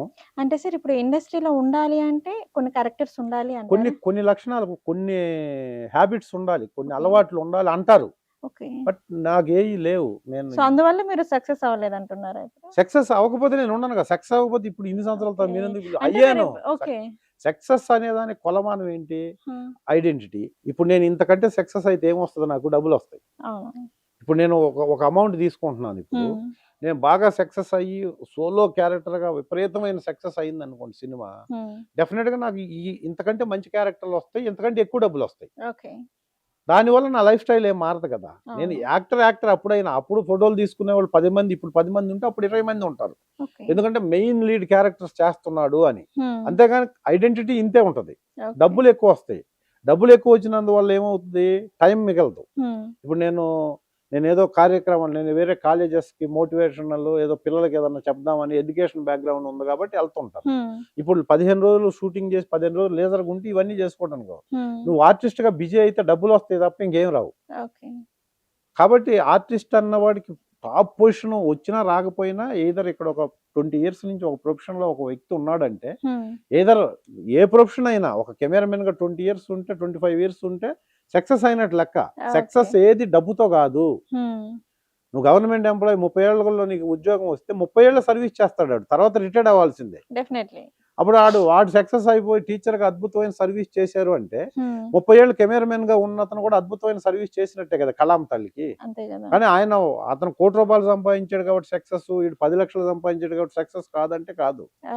ఒక సర్టన్ ఫీల్డ్ లో ఒక వ్యక్తి అద్భుతంగా 25 ఏళ్ళు 25-30 ఏళ్ళు పనిచేశాడంటే ఆడికి అన్ని సక్రమంగా ఉన్నట్టు లెక్క. అన్ని క్వాలిటీస్ సక్రమంగా ఉంటేనే ఒక ఇన్స్టిట్యూషన్ లో, ఒక ఆర్గనైజేషన్ లో, ఒక వ్యవస్థలో ఒక మనిషి పనిచేస్తాడు. కాబట్టి వాళ్ళందరూ సక్సెస్ అయినట్టు లెక్క. కాబట్టి నేను అద్భుతమైన సక్సెస్ ఉంది నాకు, కానీ అక్కడ ఆగకూడదు కదా మనిషి. సో అక్కడ ఆగకుండా ఇంకా ముందుకు వెళ్ళాలి. డెఫినెట్ గా మనం ఇప్పుడు అలా అనుకుంటే ముఖేష్ అంబానీ ఎందుకు పనిచేయాలి, నరేంద్ర మోడీ ఎందుకు పనిచేయాలి, చంద్రబాబు నాయుడు ఎందుకు పనిచేయాలి? వీళ్ళందరూ నిరంతరం ఎందుకు శ్రమిస్తున్నారంటే, నిరంతరం శ్రమించే శ్రామికుడిని చూసి పని భయపడుతుంది, నిరంతరం చదివే విద్యార్థిని చూసి విజ్ఞానం భయపడుతుంది, నిరంతరం యాక్ట్ చేయాలనే నటుని చూసి కలామ తల్లి భయపడాలి. వీడికేంటి ఇంత ఓపిక ఏంటి, ఇంత పేషెన్స్ ఏంటి? అందుకనే నటుడు అన్న వాళ్ళు ప్రతి వాళ్ళు నేను చనిపోయేంత వరకు నటిస్తానే చనిపోవాలనేది ఒక యాంబిషన్ ఉంటుంది. అది డబ్బుతో సంబంధం లేదు. నాగేశ్వరరావు గారు అదే అన్నారు, ఎన్టీ రామారావు గారు అదే అన్నారు. అదేంటంటే ఒక స్టేజ్ వరకే మనం మనీ ఎర్నింగ్, అది ఆ స్టేజ్ దాటిన తర్వాత దాని గురించి ఆలోచనలు ఉండవు. చేసే ప్రొఫెషన్లో ఎంతకాలం ఆరోగ్యంగా ఎనర్జెటిక్గా పనిచేస్తాం అనేదే ఉంటుంది. ఓకే. అలా ఉన్నోళ్ళు నేను ఒకడిని కాబట్టి సర్పంచ్ వీరరాఘవ సినిమా వచ్చింది కాబట్టి నేను హ్యాపీగా ఫీల్ అవుతున్నాను. కానీ అది రాకపోయినందువల్ల నేను డిస్సాటిస్ఫాక్షన్గా ఉండి సక్సెస్ కాలేదనేది 100% అబ్సల్యూట్లీ కాదు. ఓకే. నేను గ్రాండ్ సక్సెస్ నేను వచ్చిన బ్యాక్గ్రౌండ్కి ఓకే. సో ఏ సపోర్ట్ లేకుండా ఇప్పటి వరకు వచ్చారు కాబట్టి సో గ్రాండ్ సక్సెస్. నేను అదే ఫీల్ అవుతా. యాహ్! ఓకే. నాకు నేను ఇల్లీగల్గా కానీ లేకపోతే వేరే వేరే రూట్లలో ఒక హీరోల రికమెండేషన్లతో కానీ ఒక్క క్యారెక్టర్ కూడా నేను చేయలేదు ఇప్పుడు. ఎంత ఆస్తి ఉండొచ్చు అంటారు సార్ ఇప్పటికి? బతకడానికి ఉంది. బతకడానికి ఉందంటారా? హైదరాబాద్లో అంటే బతకడానికి. దిల్ రమేష్ గారికి వచ్చేసి ఫామ్ హౌస్‌లు ఇవన్నీ ఉన్నాయని చెప్పేసి మేము విన్నాము. సో అయ్యిక ఉంటాయి. కానీ దేవుడి దయ వల్ల, తల్లిదండ్రుల అదృష్టం వల్ల, ఆ!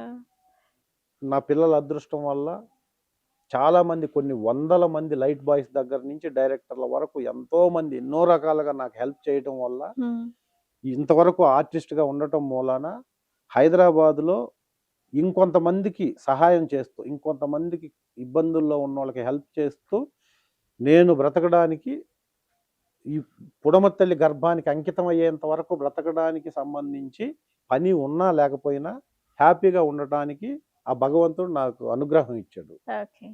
అది చాలు. ఓకే. ఓకే. ఓకే.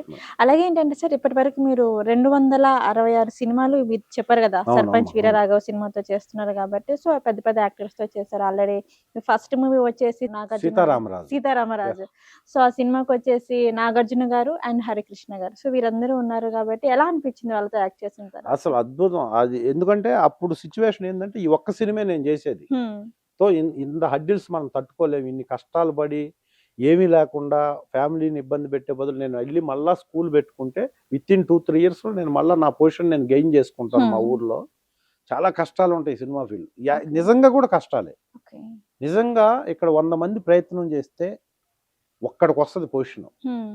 సో అలాంటి ఒక్కళ్ళు నేను ఉండాలని ప్రయత్నం చేయటమే. సో ఇది అంత కాంపిటీషన్ ఫీల్డ్ కాబట్టి రాదని డిసైడ్ అయ్యి నేను యాక్ట్ చేశాను ఆ రోజు.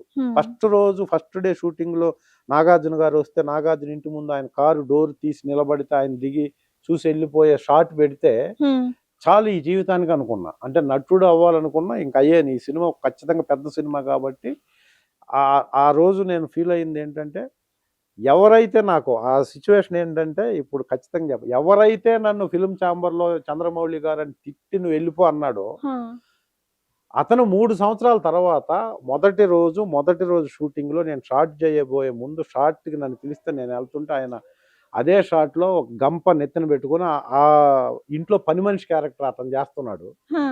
అతనే నాకు ఫస్ట్ టైం ఎదురొచ్చాడు ఆ షూట్లో.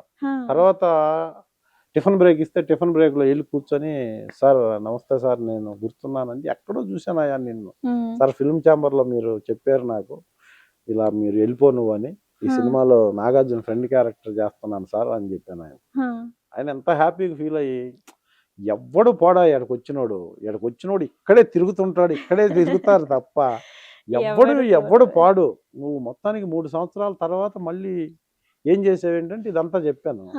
తర్వాత ఆయన చనిపోయేంత వరకు నేను ఎక్కడ కనపడ్డా ఆయన ఆపరేషన్ 2020 అని ఒక సినిమా చేస్తున్నప్పుడు పోలీస్ క్యారెక్టర్ చేస్తూ స్ట్రోక్ వచ్చి తర్వాత చనిపోయాడు ఆయన ఒక 3 years బ్యాక్. ఆ రోజు వరకు నేను ఎక్కడ కనపడినా నా హిస్టరీ మొత్తం పక్కన ఆర్టిస్టులకు అందరికి చెప్పేవాడు. ఇలా ఉండాలి ఆర్టిస్ట్ అంటే, ఎలా ఎక్కడి నుంచి వచ్చాడు, ఎలా ఎదిగాడు, ఎలా స్కూటరు కారు తర్వాత అది ఇది ఇలా నాకు చాలా ఇంప్రెషన్ చాలా చెప్పేవాడు ఆయన. బ్యాడ్ లక్ చనిపోయాడు. అలా నన్ను గురించి నా ఆప్షన్స్ లో కొన్ని 100 మంది ఆర్టిస్టులకు చెప్పాడు ఆయన చంద్రమౌళి గారు అని. సో అలా ఆ సినిమా చేసేటప్పుడు నేను అలా గొప్పగా ఫీల్ అయ్యి ఈ సినిమా తర్వాత ఇంటికి వెళ్ళిపోదామని డిసైడ్ అయ్యి చేశాను నేను ఆ సినిమా. కానీ లక్కీగా ఈ ల్యాబ్ బ్యాక్గ్రౌండ్ వల్ల నేను చాలా సినిమాలు 12 సినిమాలు చేయటం వల్ల ఆ రోజు నుంచి ఈ రోజు వరకు ఎప్పుడో మీరు ఇందాక అడిగిన చిన్న చిన్న ఇన్సిడెంట్ వల్ల బాధపడ్డాం తప్ప ఇండస్ట్రీ నుంచి వెళ్ళిపోదామని అయితే అనుకోన్న పరిస్థితుల్లో ఇప్పుడు వచ్చే ఆర్టిస్టులు కూడా ఇలాంటివి జరుగుతున్నాయి బాగా ఇప్పుడు. ఓకే సార్, అంటే ఇన్ని సినిమాలలో మీరు యాక్ట్ చేశారు కదా, మీకు నచ్చిన క్యారెక్టర్ ఏది సార్? ఈ డైలాగ్ నేను బాగా చెప్పాను అని మీరు? వేడుక అని ఒక సినిమా ఉంది. వేడుక అని అది ఎందుకు నచ్చిందంటే ఇప్పుడు నన్ను ప్రస్థానం చేశాను, ప్రకాష్ రాజ్కి నా క్యారెక్టర్ అద్భుతంగా నచ్చుద్ది. ఎక్కడ కనపడినా అసలు ఆ క్యారెక్టర్ నువ్వు దుర్గా ప్రసాద్ లేబర్ లీడర్ దుర్గా ప్రసాద్ అని ప్రస్థానంలో చేసేది మంచి సినిమా అది. తర్వాత యాత్ర అని ఒక సినిమా చేశాను మమ్ముట్టి గారితో. మమ్ముట్టి గారితో. 43 డేస్ మమ్ముట్టి గారితో యాక్ట్ చేశాను. అంత హ్మ్. లెజెండరీతో వాళ్ళతో చేస్తున్నప్పుడు ఒక ఫీల్ ఉంటుంది. అవును. 7 సార్లు నేషనల్ అవార్డు తీసుకున్న ఒక ఆర్టిస్ట్ పక్కన హ్మ్. నేను ఒక మెయిన్ లీడ్‌లో చేశాను 'యాత్ర' అని వైఎస్ఆర్ బయోపిక్. ఓకే.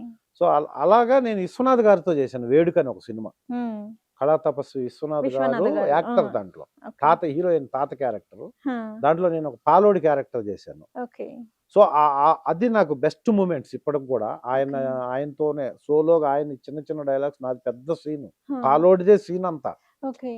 సో, ఆ పద్యాలు పాడటము ఆయనతో ఒకటే షాట్‌లో చేశాను పెద్ద సీను. హ్మ్. సో, అప్పుడు ఆయన అన్న మాటలు నీ కళ్ళు చూస్తే మనుషుల్ని చంపుతాడు ఈడంటే ఇమ్మీడియేట్‌గా నమ్మేస్తారు. హ్మ్.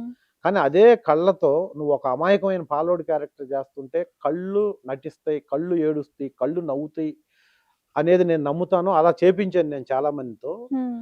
నువ్వు ఈ క్యారెక్టర్ చేస్తుంటే నేను 'సాగర సంగమం', 'స్వాతి ముత్యం' చేసేటప్పుడు ఇలాంటి క్యారెక్టర్ ఉంటే సాక్షి రంగారావు అని ఒక ఆర్టిస్ట్‌తో చేయించేవాడిని. హ్మ్. బట్ నేను ఒక ఆర్టిస్ట్‌కి ఆ క్యారెక్టర్ ఇచ్చినా, ఈ క్యారెక్టర్ చేపించినా నీ అంత బాగా నేను చేపించి ఉండేవాడిని కాదు. హ్మ్. నువ్వు అంత బాగా చేస్తున్నావు. నువ్వు ఏం ప్రొఫెషనో, ఎన్ని సినిమాలు చేసావో నాకు తెలీదు. బట్ నువ్వు ఇదే ప్రొఫెషన్ నమ్ముకొని ఉంటే ఏదో ఒక రోజుకి you have one day in Telugu film industry. డెఫినెట్‌గా నువ్వు అలాగే ప్రయత్నం చేయి. నీకంటూ ఒక రోజు వస్తుంది. అద్భుతమైన ఆర్టిస్ట్‌గా నువ్వు నిలబడతావు ఇండస్ట్రీలో అని 2, 3 సార్లు ఆ సీన్ జరిగేటప్పుడు చెప్పాడు ఆయన. విశ్వనాథ్ గారు. విశ్వనాథ్ గారు. ఓకే. చెప్పాడు. మళ్ళా ఆయన సినిమాలో గుర్తుపెట్టుకొని నేనెళ్లి కలిస్తే ఒక సినిమాలో క్యారెక్టర్ ఇచ్చాడు. హ్మ్. అల్లరి నరేష్ గారు చేశారు ఆ ఓకే. సినిమా. హ్మ్. కానీ నేను 'సింహ' సినిమా చేస్తూ నాకు డేట్స్ కుదరక చేయలేకపోయాను ఆయనతో. బాలకృష్ణ గారు. బాలకృష్ణ గారి హ్మ్. సినిమా చేసేటప్పుడు వచ్చిందది. ఓకే. 'సింహాచలంలో' షూటింగ్ చేశారు ఆ సినిమా మొత్తం. హ్మ్. అల్లరి ఎలా నరేష్ గారు. అనిపించింది సార్ బాలకృష్ణ గారితో 'సింహ' మూవీలో? నేను బాలకృష్ణ గారితో 'సింహ' ఏముంది, నేను 2004లోనే 'లక్ష్మీనరసింహ' సినిమా చేశాను. ఆ! 'లక్ష్మీనరసింహలో' కనకదుర్గమ్మ ముక్కుపుడక మునగాలంటే అర్థం ఏంటి అనేది ఒక మెయిన్ స్ట్రీమ్‌లో ఎన్ని నాది. మూవీస్ చేసేసారు బాలకృష్ణ గారితో మొత్తం దగ్గర నేను దగ్గరగా? 'లక్ష్మీనరసింహ', 'సింహ', 'లెజెండ్', 'అఖండ 1', 'అఖండ 2' 5 అఖండ సినిమాలు. 2. 5 ఓహ్! సినిమాలు చేశాను. ఓకే. 5 సూపర్ డూపర్ హిట్ సినిమాలు మా హ్మ్. కాంబినేషన్‌లో. ఓకే. చాలా మంచి వ్యక్తి. చాలా బాగా మాట్లాడతాడు నాతో. హ్మ్. అయినా కూడా నేను అందరి హీరోలతో చేశాను గానీ, ఏ హీరో రికమెండేషన్‌తో నేను ఇంతవరకు ఒక క్యారెక్టర్ కూడా చేయలా. ఓకే. అంటే హీరోలని ఎళ్లి ఇబ్బంది పెట్టడం అది వాళ్ళ హ్మ్. ప్రొఫెషన్ కాదు అవును. అని, అంటే ఇందాక చెప్పా చిన్న చిన్న క్వాలిటీస్ అవునవును. లేవు నాకని. హ్మ్. హ్మ్. అంటే నేను అడగకూడదనే గర్వం కాదు కానీ, అడిగి ఇబ్బంది పెట్టడం ఎందుకు? మళ్ళెందుకు వాళ్ళని ఇబ్బంది పెట్టాలి ఆ! అనేసి. మన ఇండివిడ్యువాలిటీ పోగొట్టుకోవటం, సెల్ఫ్ కాన్ఫిడెన్స్ మనకున్నారు కదా డైరెక్టర్లు ఇన్ని సినిమాలు చేసిన తర్వాత కూడా హ్మ్. హీరోలతో చెప్పించుకోవటం ఎందుకు? అన్న ఒక వచ్చింది కాన్ఫిడెన్స్. చేద్దాం. ఓకే. మనం నిజంగా టాలెంటెడ్ ఆర్టిస్ట్ అని నమ్మితే ఏదో ఒక రోజు కళామ తల్లి ఇంతకంటే పెద్ద పొజిషన్ ఇస్తది. హ్మ్. ఇన్ కేస్ ఇవ్వకపోయినా కూడా ఇది ఇచ్చిందే గొప్ప, అంతే. ఇది ఇచ్చిందే ఎక్కువ, అవును. ఇక్కడి నుంచి పడకుండా ఉంటే చాలు అంతే. అనే ఫీల్ అవుతాను నేను. ఓకే. అందువల్ల కొంచెం ఈ క్వాలిటీస్ వల్ల కొంచెం నాది అలా గ్రాడ్యువల్‌గా నడిచినా ఎక్కడ ట్రాక్‌లో ఎప్పుడు 80 కిలోమీటర్ల స్పీడ్‌తో ఎళ్ళిన నా వెహికల్ హ్మ్. 50కి, 40కి ఎప్పుడు దిగజారలా. ఓకే. 80లో ఉండి 90 అలా అలా గ్రాడ్యువల్‌గా సో, ఎళ్తుంది. అదెప్పుడు దిగలేదన్నమాట ఎప్పుడు ఇంక. దిగలేదు. ఓకే. హ్యాపీ దానికి ఓకే నేను. సార్. అంటే ఇన్ని డైలాగ్స్‌లల్లోని మీకేదైనా డైలాగ్ కష్టంగా అనిపించిందా? అంటే ఒక ఎక్కువ టేక్స్ తీసుకోవడం గాని అట్లా? లేదు. గాడ్ గ్రేస్ నేను ఎక్కువ టేక్స్ తీసుకొని డైరెక్టర్‌లని ఇబ్బంది పెట్టిందైతే ఎక్కడా లేదు మ్యాక్స్ ఇప్పటికి. ఒక డైలాగ్ చెప్పడానికి ఎన్ని టేక్స్ తీసుకుంటారు నాకు సార్? మాక్సిమం మహా అయితే 3 టేక్స్ పడతాయి. 3 టేక్స్ అంతే. మాక్సిమం సింగిల్ టేక్‌లో అయిపోద్ది. అంటే సింగిల్ టేక్ ఆర్టిస్ట్ అన్నమాట రమేష్ గారు. అంటారు. ఆ! బట్ ఎదురుగా ఉన్న ఆర్టిస్టులు మనకొచ్చిన డైలాగ్‌ని ఒకసారి బ్రీత్‌లెస్‌గా చెప్పాలి. హ్మ్. నువ్వు 'మిర్చిలో' ఒక డైలాగ్ ఉంటది. హ్మ్. 'మిర్చి' సినిమాలో యెస్. ప్రభాస్ యెస్. గారిది ఒక ఇంటి దగ్గర వాళ్ళ అమ్మగారు చనిపోయినప్పుడు హా! అందరూ వచ్చి సైలెంట్‌గా ఉన్నప్పుడు ఒక డైలాగ్ నేనే స్టార్ట్ చేస్తాను. ఒకసారి చెప్పండి సార్ అది. బ్రీత్‌లెస్‌గా ఉంటదది. ఓకే. అలాంటివి కొంచెం ఇప్పుడు అయ్యా 20 ఏళ్ల క్రితం కూడా ఇలాగే తప్పు చేశారయ్యా. ఇప్పుడు బాబు చెప్పినట్టు మీరు లోపలికెళ్ళండయ్యా. ఇక్కడ అమ్మ కట్టె ఆరేలోపు అక్కడ ఆ ఇంట్లో 10 కట్టెలు కాలాలా అనేది ఒక డైలాగ్ ఉంటది. ఓకే. ఇది డైరెక్టర్ ఏంటంటే బ్రీత్‌లెస్‌గా, అంటే ఎమోషన్ ఇలా స్టార్ట్ అయ్యి అలా అంటే ఇక్కడ ఓకే. ఇక్కడ ఓకే. ప్రభాస్ వాళ్ళ అమ్మది చితి కాలుతుంటది. హ్మ్. విలన్స్ వాళ్ళ ఇంటికెళ్ళి వాళ్ళ ఇంట్లో కూడా 10 మందిని చంపుతాం మేము అనేది చెప్పాలక్కడ. అవునవును. ఎమోషన్‌గా ఒక సాడిస్టిక్ ఫీల్ నుంచొచ్చి ఒక్కసారి అలా చూసి అందరిని చూసి వాళ్ళని చంపేస్తాం మేము అనేది ప్రభాస్‌ని అడ్డం పెట్టుకొని ప్రభాస్ వాళ్ళ ఫాదర్‌కి చెప్పాలది. హా! అది ఎమోషన్ ఉండాలి. ప్లస్ సేమ్ టైమ్ బిట్లు చేయకూడదు డైలాగ్‌ని. అలా వీడంతా ఫ్లోలో వెళ్ళిపోవాలి. ఫ్లోలో వెంటనే అతను ఆగండ్రా నువ్వు వెళ్ళిపో ఊర్లో నుంచి అని చెప్పి ప్రభాస్ని ఇంట్లో నుంచి గెంటేస్తాడు. అలాంటి డైలాగ్స్ మనం ఆ ఫీల్ అర్థం చేసుకొని ఇమీడియట్ గా 20 మంది ఆర్టిస్టులు, మెయిన్ ఆర్టిస్టులు ముందుకొచ్చి చెప్పాలి ఆ డైలాగ్. అలాంటిది కొద్దిగా కొంచెం అందరు పెద్దోళ్ళు ఉంటారు, మనం చెప్పగలమా లేదా అనే చిన్న క్రైసిస్ ఉంటుంది తప్ప అక్కడ చెప్తే అప్పుడు ప్రూవ్డ్ భలే చెప్పావు ఆ డైలాగ్ అని అందరు ఆర్టిస్టులు అది కూడా ఉంటుంది, బాగా చెప్పాలని. అలాంటిది 1-2 టేకులు ఉంటాయి తప్ప గాడ్ గ్రేస్ ఎక్కువ టేకులు సో పెద్ద మ్యాక్స్ 2-3 టేకులలో కంప్లీట్ చేసేస్తారు. మాక్సిమం అంతే ఓకే. 2-3 టేక్స్. Okay sir. అంటే ప్రభాస్ గారితో మూవీ అంటే సో ఆయన షూటింగ్ సెట్ లో వచ్చేసి ఫుడ్ పెట్టి చంపేస్తారు అనేసి అని అంటారు కదా, సో మీకు ఎలా చాలా చాలా అనిపించింది? మంచిది. అందరూ ఏ హీరో మంచితనము కష్టపడే తత్వం లేకపోతే అసలు ఇన్ని సంవత్సరాలు ఇంత కాంపిటేటివ్ వరల్డ్ లో వాళ్ళు ఉండగలరా? ఉండలేరు అసలు. ప్రతి వాళ్ళకి గుడ్ క్వాలిటీసే ఉంటాయి, మంచి క్వాలిటీస్ ఉండబట్టే ఇన్ని సంవత్సరాలు సస్టైనబిలిటీ వస్తుంది ఏ హీరోకైనా. ఓకే. కాకపోతే వాళ్ళలో ఏంటంటే మనకున్న ర్యాపోని బట్టి ఇప్పుడు నేను పక్కన కూర్చుంటే ఏ హీరో వచ్చి మాట్లాడు కదా, అంతే. అంత అంత బిజీ దీంట్లో. నేను వెళ్ళి సార్ బాగున్నారు సార్ అంటే ఆటోమేటిక్ బ్రహ్మాండంగా ఏమైనా కెరీర్ బాగుంది ఎలా ఉంది ఏంటని అడుగుతారు. నేను ఎక్కడో కూర్చుంటాను, నా కాడికి వచ్చి మాట్లాడరు కాబట్టి వాళ్ళు మంచోళ్ళు కాదు అనేది కాదు. అవును. ప్రతి హీరో విపరీతంగా అంటే నార్మల్ గా ఉండే కామన్ మ్యాన్ కంటే ఎక్కువ కష్టపడతారు కాబట్టే ఆ ఫిజిక్, అవును. ఆ మెయింటెనెన్స్. ఇప్పుడు పెద్ద హీరోలు చిరంజీవి గారు, బాలకృష్ణ గారు లాంటి వాళ్ళు ఇప్పుడు కూడా స్టెప్లు వేస్తున్నారంటే జనరల్ గా ఆ ఏజ్ కి నడవటం కష్టం. ఓకే. అంటే అంత కష్టం ఉంటది, అంత కష్టపడతారు కాబట్టి అందరూ చాలా మంచోళ్ళు.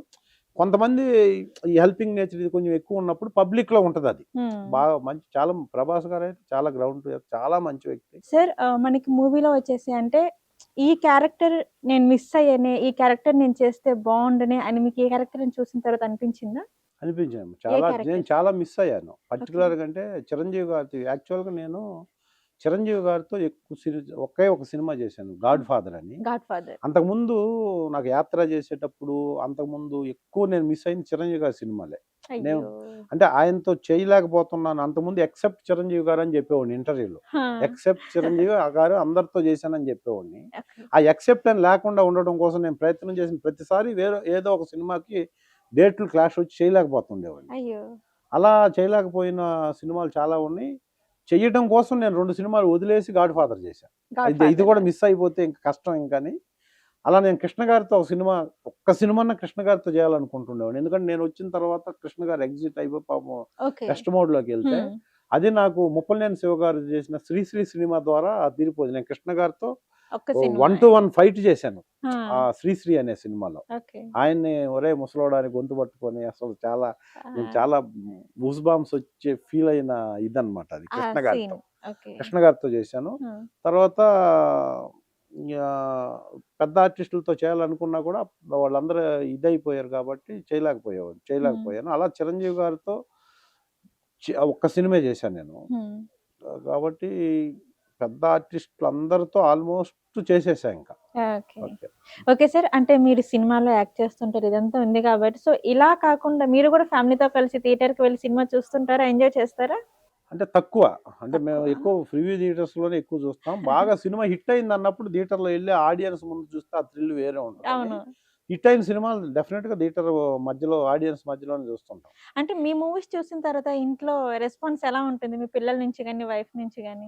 ఏం పెద్దగా ఏమి ఉండదు, అది just like job. Like comment చేస్తూ ఉంటారా, డాడీ బాగా చేశారు ఇలా అలా? ఉంటాయి కదా, జనరల్ గా ఉంటాయి, అది కామన్ గా చేస్తుంటారు. ఇప్పుడు నాకు 2 పిల్లలు అంటే పాప సిడ్నీలో ఉంటది ఆస్ట్రేలియా, బాబు యుఎస్ లో ఉన్నాడు టెక్సాస్ లో. వాళ్ళకి పెద్ద ఇండస్ట్రీ పెద్ద తెలియదు అసలు. అంటే నాకు ఇంట్రెస్ట్ ఉండి నేను వచ్చాను, ఇంట్రెస్ట్ ఉన్న వాళ్ళని ఎవరు ఆపలేరు, అలానే ఇంట్రెస్ట్ లేని వాళ్ళని ఎవరు ఇటు తీసుకొచ్చినా కూడా వేస్ట్. అందుకని పెద్దగా దాని మీద కామెంట్స్ పెద్ద ఎస్టాబ్లిష్మెంట్ అదే ఉండదు ఇంట్లో. సార్ ప్రజెంట్ వచ్చేసి మీ 266వ సినిమా వచ్చేసి సర్పంచ్ వీరరాఘవ సినిమా కాబట్టి మరి ఈ సినిమాకి తగ్గట్టుగానే మీరు ఎప్పుడైనా అవకాశం వచ్చిందా మీకు సర్పంచ్ గా ఏమైనా? నాకు పొలిటికల్ ఇంట్రెస్ట్ లేదమ్మా. ఇంట్రెస్ట్ ఉంటే నేను ఈ పాటికి మా కార్పొరేషన్ చైర్మన్ గానో లేకపోతే ఎమ్మెల్యే గానో కంటెస్ట్ చేయొచ్చు. కానీ పొలిటికల్ ఇంట్రెస్ట్ లేదు నాకు. నాకు సినిమా తప్ప ఏది ఇంట్రెస్ట్ లేదు. ఇక్కడ హైదరాబాద్ లో కూడా నేను రియల్ ఎస్టేట్ బిజినెస్ చేసి ఉండొచ్చు, చేస్తే ఇప్పుడు కూడా బోల్డ్ మంది అడుగుతుంటారు. మీరు కూడా ఇందాక అడిగారు కదా, చాలా ఫామ్ హౌస్లు ఇవి అంటే మనీ మేకింగ్ మీద పెద్ద ఇంట్రెస్ట్ లేదు నాకు. కాకపోతే ప్రతి మనిషికి డబ్బులు సఫిషియెంట్గా ఉండాలి. ఇక్కడ ఇప్పుడు డబ్బులు లేకపోయినా మనకు అన్ని చేసేయచ్చు కాదు, కానీ డబ్బు మనల్ని కాపాడే వరకు ఉంటే అదృష్టం. డబ్బుని మనం కాపాడే దాకా వెళ్తే దురదృష్టం.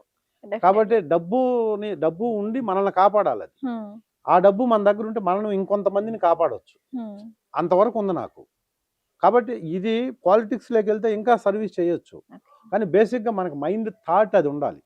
నాకు అది లేదు కాబట్టి ఇంట్రెస్ట్ లేదు. ఇంట్రెస్ట్ ఉంటే సర్పంచ్ కాదు, కానీ ఇంకా పై లెవెల్కి ఎప్పుడో చేసేవాడిని. ఆ క్రెడిబిలిటీ ఉంది ఊర్లో అక్కడ, కానీ బేసిక్ ఇంట్రెస్ట్ లేదు కాబట్టి చేయలే. కానీ ఇప్పుడు ఈ సినిమా ద్వారా ఎంజాయ్ చేస్తున్నాను. ఆ కథ అలా ఉంటది. 10 మందికి హెల్ప్ చేయకుండా 10 మందిని చంపేయచ్చు సర్పంచ్ అయితే ఆ ఊరు వరకు.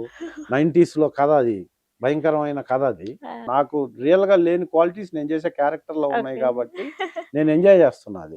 ఎంజాయ్ చేస్తున్నాను అనేసి అని చెప్పారు కాబట్టి, సో రియల్ లైఫ్ లో ఒకసారి మనం చూసుకుంటే ఫ్రెండ్స్ కొంతమంది పాలిటిక్స్ లో రావడం కానీ ఇట్లా వాళ్ళకి ఇలా సపోర్ట్ చేస్తూ ఉంటారా సార్ రాజకీయ పరంగా? రాజకీయంగా అఫీషియల్ గా అయితే చేయను. ఎందుకు చేయనంటే, నేను ఊరెళ్తే నాకు ఇప్పుడు సోకాల్డ్ పార్టీస్ ఎన్ని ఉన్నాయో, సోకాల్డ్ క్యాస్ట్లు ఎన్ని ఉన్నాయో అందరూ ఫ్రెండ్స్ ఉన్నారు నాకు. అందరూ ఫ్రెండ్స్ ఉన్నారు. సో నేను ఒక పార్టీ ఎజెండా, నాది అభిమానం ఉంటది. డెఫినెట్ గా ఫ్రెండ్స్ పోటీ చేశారు. ఇప్పుడు మా ఎమ్మెల్యే నాకు ఫ్రెండ్, మా ఎమ్మెల్సీ నాకు ఫ్రెండ్, రాబోయే వాళ్ళు ఫ్రెండ్స్ ఉన్నారు. అలా అని చెప్పేసి ఒకటే కాడి ఈ పక్కన ఎత్తుకుంటారంటారు చూసారా, ఎత్తుకొని తిరిగితే ఏమవుద్దా, ఆబ్వియస్ గా ఇంకొకళ్ళు పక్కకి వెళ్ళిపోతారు.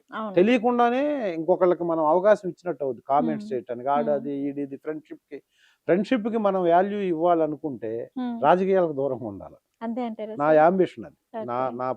నా స్టేట్ మోటో, ఏ పార్టీ ఇప్పుడు వీళ్ళని కలిస్తే వాళ్ళని కలవాలి. ఎందుకంటే మనం అక్కడ లోకల్లో ఉండట్లేదు. మనకి ఫస్ట్ ఈ యాంబిషన్ ఉంటే ఖచ్చితంగా ఒక వైపుకి వెళ్ళిపోవాల్సిందే. మనం పోటీ చేయాలి. లేకపోతే అటు నుంచి మనకి ఏదన్నా పర్సనల్ ఎజెండా పెట్టుకొని పర్సనల్గా నేను ఏదో వాళ్ళని ఇది చేసుకోవాలి, వాళ్ళ వల్ల నాకు ఉపయోగం ఉంటుంది అంటే ఖచ్చితంగా ఒకవైపు వెళ్ళటమే కరెక్ట్. కానీ మనకు ఆ ఎజెండాలు ఏమీ లేవు కాబట్టి మన జెండా అంతా ఒకటే. ఉన్న సర్కిల్ అందరూ నాకు కావాలి, ఉన్న ఫ్రెండ్స్ అందరూ మనోడు అనుకోవాలి అనుకుంటే పాలిటిక్స్కి చాలా దూరంగా ఉండాలి. నాకు అవకాశం ఉన్నా, క్లోజ్ ఫ్రెండ్స్ ఉన్నా, నేను అందరితో సమంగా ఉండడానికి ప్రయత్నం చేస్తాను వెళ్ళి ఉన్న టైంలో. కాబట్టి నాకు ఇంటర్నల్ గా ఎవరికి సపోర్ట్ చేయను, అలానే ఎవరికి యాంటీగా ఉన్నాను, న్యూట్రల్ గా ఉంటాను. నేను ఇంట్రెస్ట్ లేదు కాబట్టి పాలిటిక్స్. ఓకే సార్, అటు మీరు యాక్టర్ గా ఉన్నారు కాబట్టి, అలానే ఇంకొకటి ఏంటి అంటే మీరు మోటివేషన్ స్పీకర్ అని చెప్పి కూడా మేము విన్నాం కాబట్టి, సో ప్రజెంట్ యూత్ కి మీరు ఏమైనా ఒక మెసేజ్ ఇవ్వాలి అనుకుంటే యాజ్ ఎ మోటివేషన్ స్పీకర్ గా ఎటువంటి మెసేజ్ ఇస్తారు? ఈ మోటివేషన్ స్పీకర్ అనేది సపరేట్ గా ఏం లేదమ్మా. పిలుస్తుంటారు, వెళ్తుంటాం, చెప్తుంటాం. అది ఇప్పుడున్న యూత్ కి ఏం చెప్తానంటే, మీరు బయటికి వెళ్ళి ఇంటికి వస్తే ఇంట్లో ఉన్న మీ అమ్మగారికి చెప్పకుండా ఉండే ఒక పని చేసి రావద్దు. మీరు ఏ పని చేసినా ధైర్యంగా మీ ఇంట్లో ఉన్న మీ అమ్మకి నేను ఉదయం నుంచి సాయంత్రం వరకు ఈ పని చేశాను అని మీ అమ్మగారికి మీరు ధైర్యంగా చెప్పగలిగితే మీరు క్లీన్. ఇప్పుడున్న యూత్ అలా ఉండాలని నేను కోరుకుంటాను. అంతే. ఎందుకంటే ఈ ప్రపంచంలో నీ మంచి కోరుకునేది ఫస్ట్ అమ్మ, తర్వాత నాన్న. వాళ్ళిద్దరికి చెప్పలేని పని నువ్వు ఒక పని చేసి వచ్చి వాళ్ళిద్దరిలో ఎవరికొకరికి చెప్పలేకుండా నువ్వు ఉన్నావు అంటే నువ్వు యాంటీ సోషల్ ఎలిమెంట్. అంటే నువ్వు అలాంటి పని చేసావని అర్థం. నువ్వు ధైర్యంగా నేను బార్కి వెళ్ళాను, ఫ్రెండ్స్తో మందు తాగలేదు, నేను క్లబ్కి వెళ్ళాను, ఫ్రెండ్స్తో ఎంజాయ్ చేసి వచ్చాను అని కూడా నువ్వు చెప్పగలిగి ఉంటే నువ్వు ట్రాన్స్పరెన్సీ ఉన్నట్టు నీకు. అలా నువ్వు చేసిన ప్రతి పని మీ అమ్మకి ఫస్ట్, తర్వాత మీ నాన్నకు చెప్పగలిగిన స్టేజ్లో నువ్వు ఉంటే నువ్వు డెఫినెట్గా లైఫ్లో విజయం సాధిస్తావు, నువ్వు సక్సెస్ అవుతావు. అలా ఇప్పుడు ఉన్న యూత్ ఉండాలని నేను కోరుకుంటాను. Okay, thank you sir. మాకు సంక్రాంతి స్పెషల్గా చాలా మంచి విషయాలు అయితే మాకు తెలియజేశారు. Thank you sir. Thank you అండి. Thank you so much. CVR news channel ప్రేక్షకులందరికీ నేను సంక్రాంతి శుభాకాంక్షలు తెలియజేస్తూ, ఈ సంక్రాంతిని అందరూ ఆయురారోగ్యాలతో, అష్టైశ్వర్యాలతో, సుఖశాంతులతో శుభంగా జరుపుకోవాలని మనస్ఫూర్తిగా కోరుకుంటూ మీ అందరి దగ్గర సెలవు తీసుకుంటున్నా. మీ Dil Ramesh. Thank you. So ఇది చూసారు కదా సంక్రాంతి స్పెషల్ ఇంటర్వ్యూ. నెక్స్ట్ ఇంకో స్పెషల్ ఇంటర్వ్యూతో, స్పెషల్ గెస్ట్తో మీ ముందుకుంటాను. అంతవరకు చూస్తూనే ఉండండి సివిఆర్ న్యూస్ ఛానల్. 98లో ఫస్ట్ సినిమా సీతారామరాజు అనే సినిమాతో కెరీర్ స్టార్ట్ అయింది. ఏమిరా చంపేసినా అన్నే ఏట కొడవలతో నరికి పారేసినావా, సీబమ్మములతో ముక్కలు చేసినావా? సినిమాలో చూసిన దానికన్నా రియల్ గా చూస్తేనే చాలా బాగుంది. నాకు ఇన్స్పిరేషన్ అంతా మా నాన్నగారు ఇండస్ట్రీకి రావటానికి. అదొక ఆప్యాయత ఉంటుంది. నేర్చుకోవటం, మార్చుకోవటం, సర్దుకోవటం, సమకూర్చుకోవటమే సినిమా. సార్ ఛాలెంజ్ చేసి వచ్చారు. దీనిలో కనపడేంత వరకు నేను మళ్ళీ ఊర్లో కనపడను మీకు. మీ ఇంట్లో పనికిరాని వస్తువులన్నీ ఆ మంటలో వేయటం అంటే ఈ బుర్రలో పనికిరాని ఆలోచనలన్నీ దహనం చేయండి అని. అసలు ఎందుకంటే జీవితం అంటే ఏంటంటే నా దగ్గర ఉన్న రొట్టెని ఇక్కడున్న 10 మందికి పంచాలి అనుకుంటే అది సంస్కృతి. అదే సంక్రాంతి. మీకు సంక్రాంతి స్పెషల్ గెస్ట్ నేనైతే నాకు సంక్రాంతి